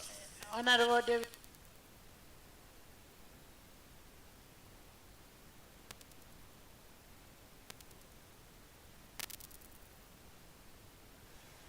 So, Right Honorable Speaker,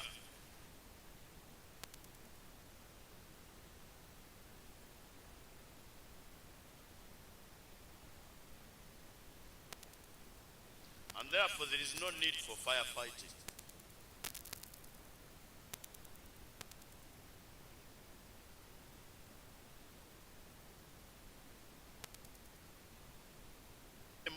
And behind the curtain of sovereignty and security.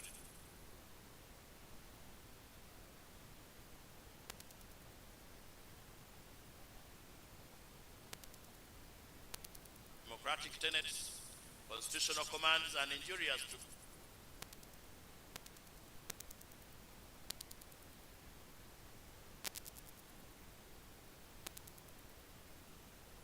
recommend as follows. 1.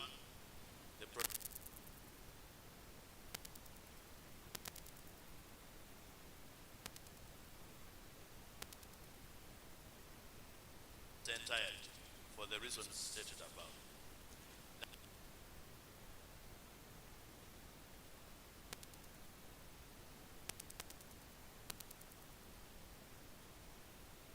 To fight for us. Made at Lubega Segona, MB.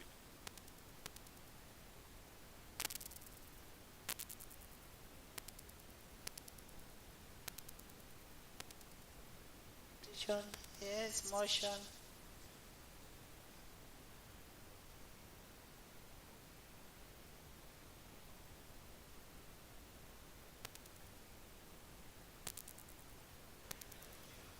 Right Honorable Speaker and Honorable colleagues,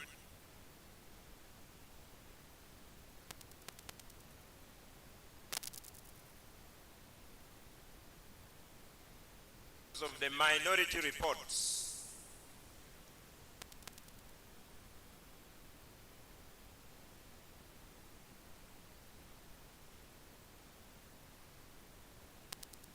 States, a member may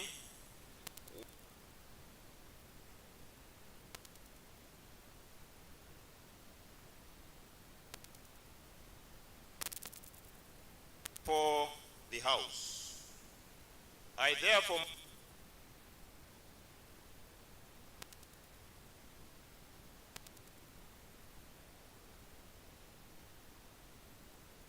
and 214 sub-rule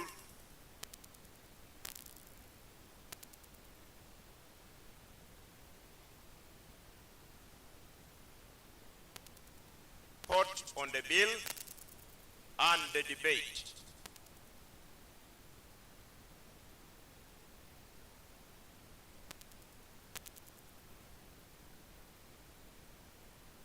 Odoi, Kabanda, Honorable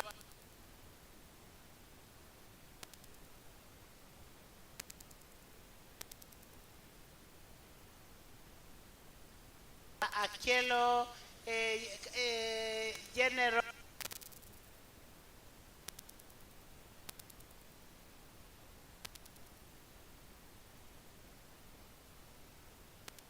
Ibanda, Omara, Chu,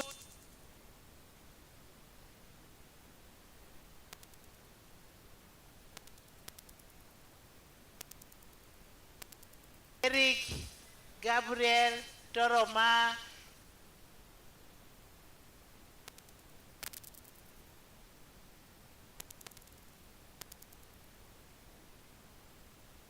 Ombugisu, Maxi, by the whole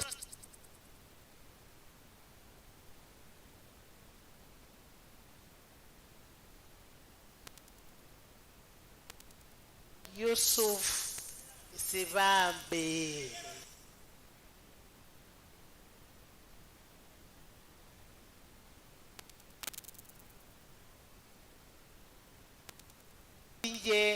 Honorable, all the elders.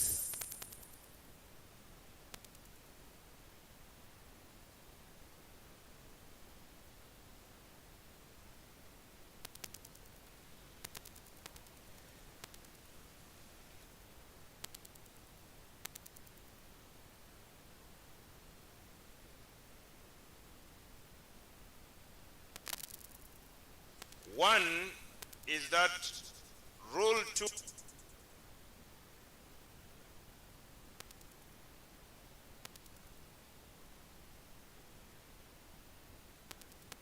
under Rule 17, Sub-Rule 4,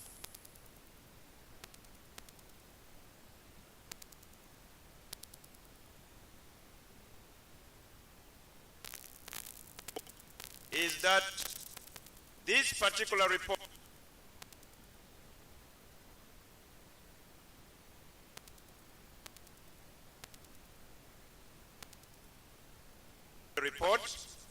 and I believe with the turn up you have in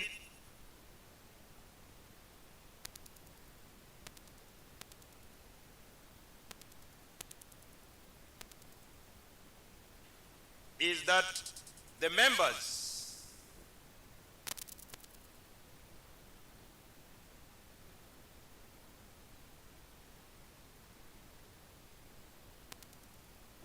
basing on the 3 reasons I justify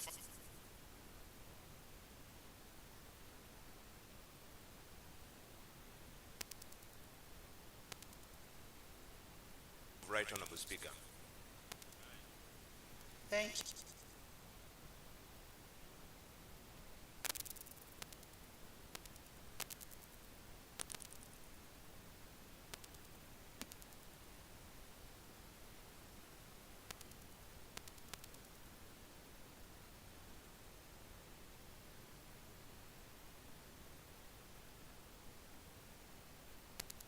It is apparently clear that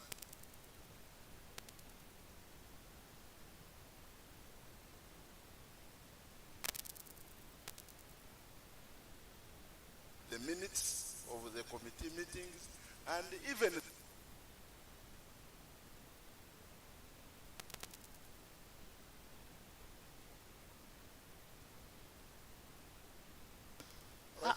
How many members have reported to you that they have?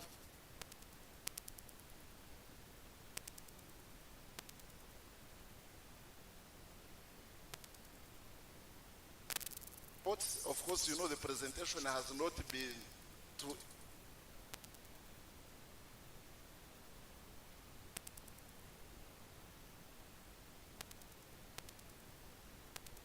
but have not had time to look at the reports, read them.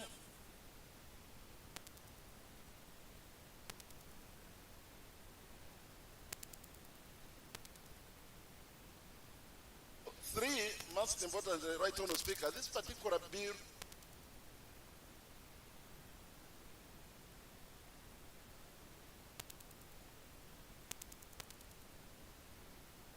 is important that the members be given time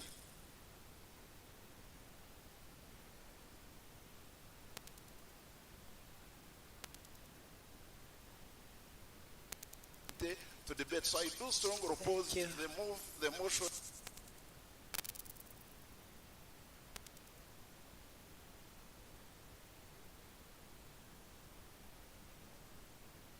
Right Honorable Speaker, I think the question has been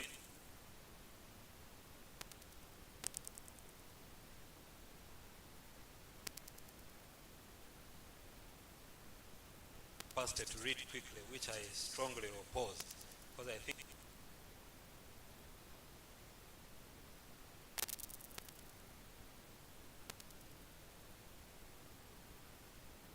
it's about agents of foreigners.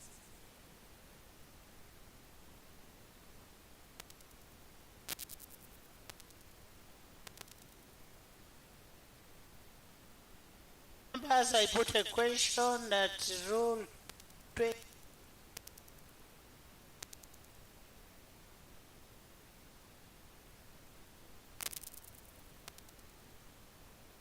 the report of the Committee of Protection of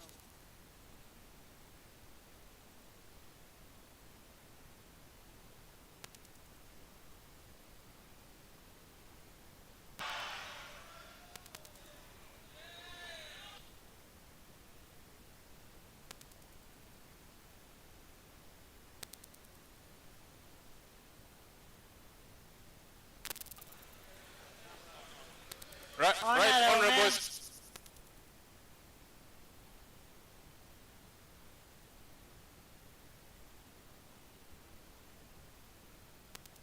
of our rules of procedure provides for division.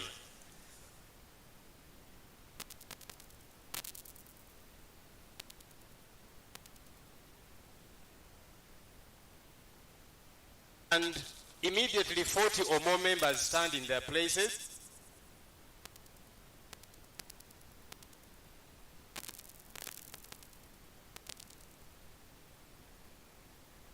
The ayes have it. So these are more than 40.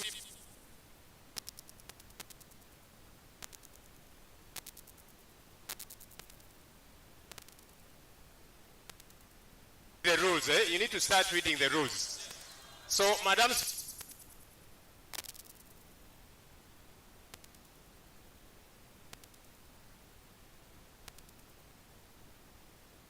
I'd like to implore you that we do the casting by division.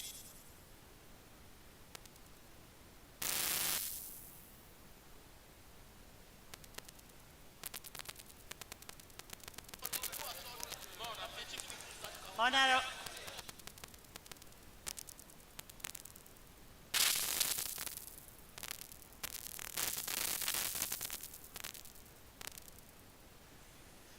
Nobody will, I will not speak before you.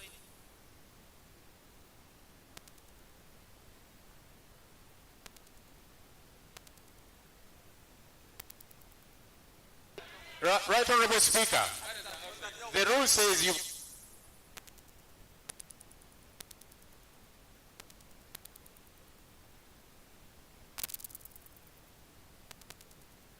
Honorable members, I don't need to ascertain.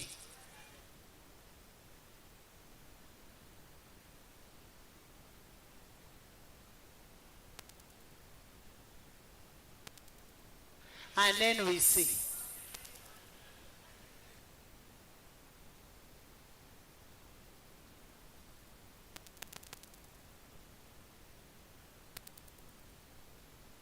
And one thing I can tell you, whether we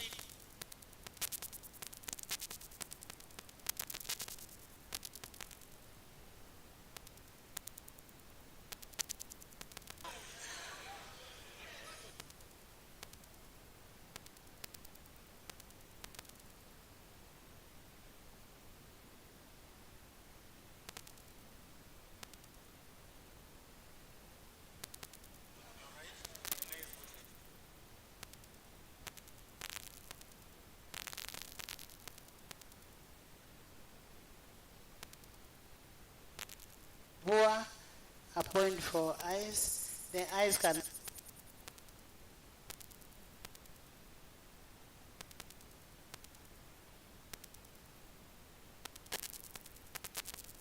And yes,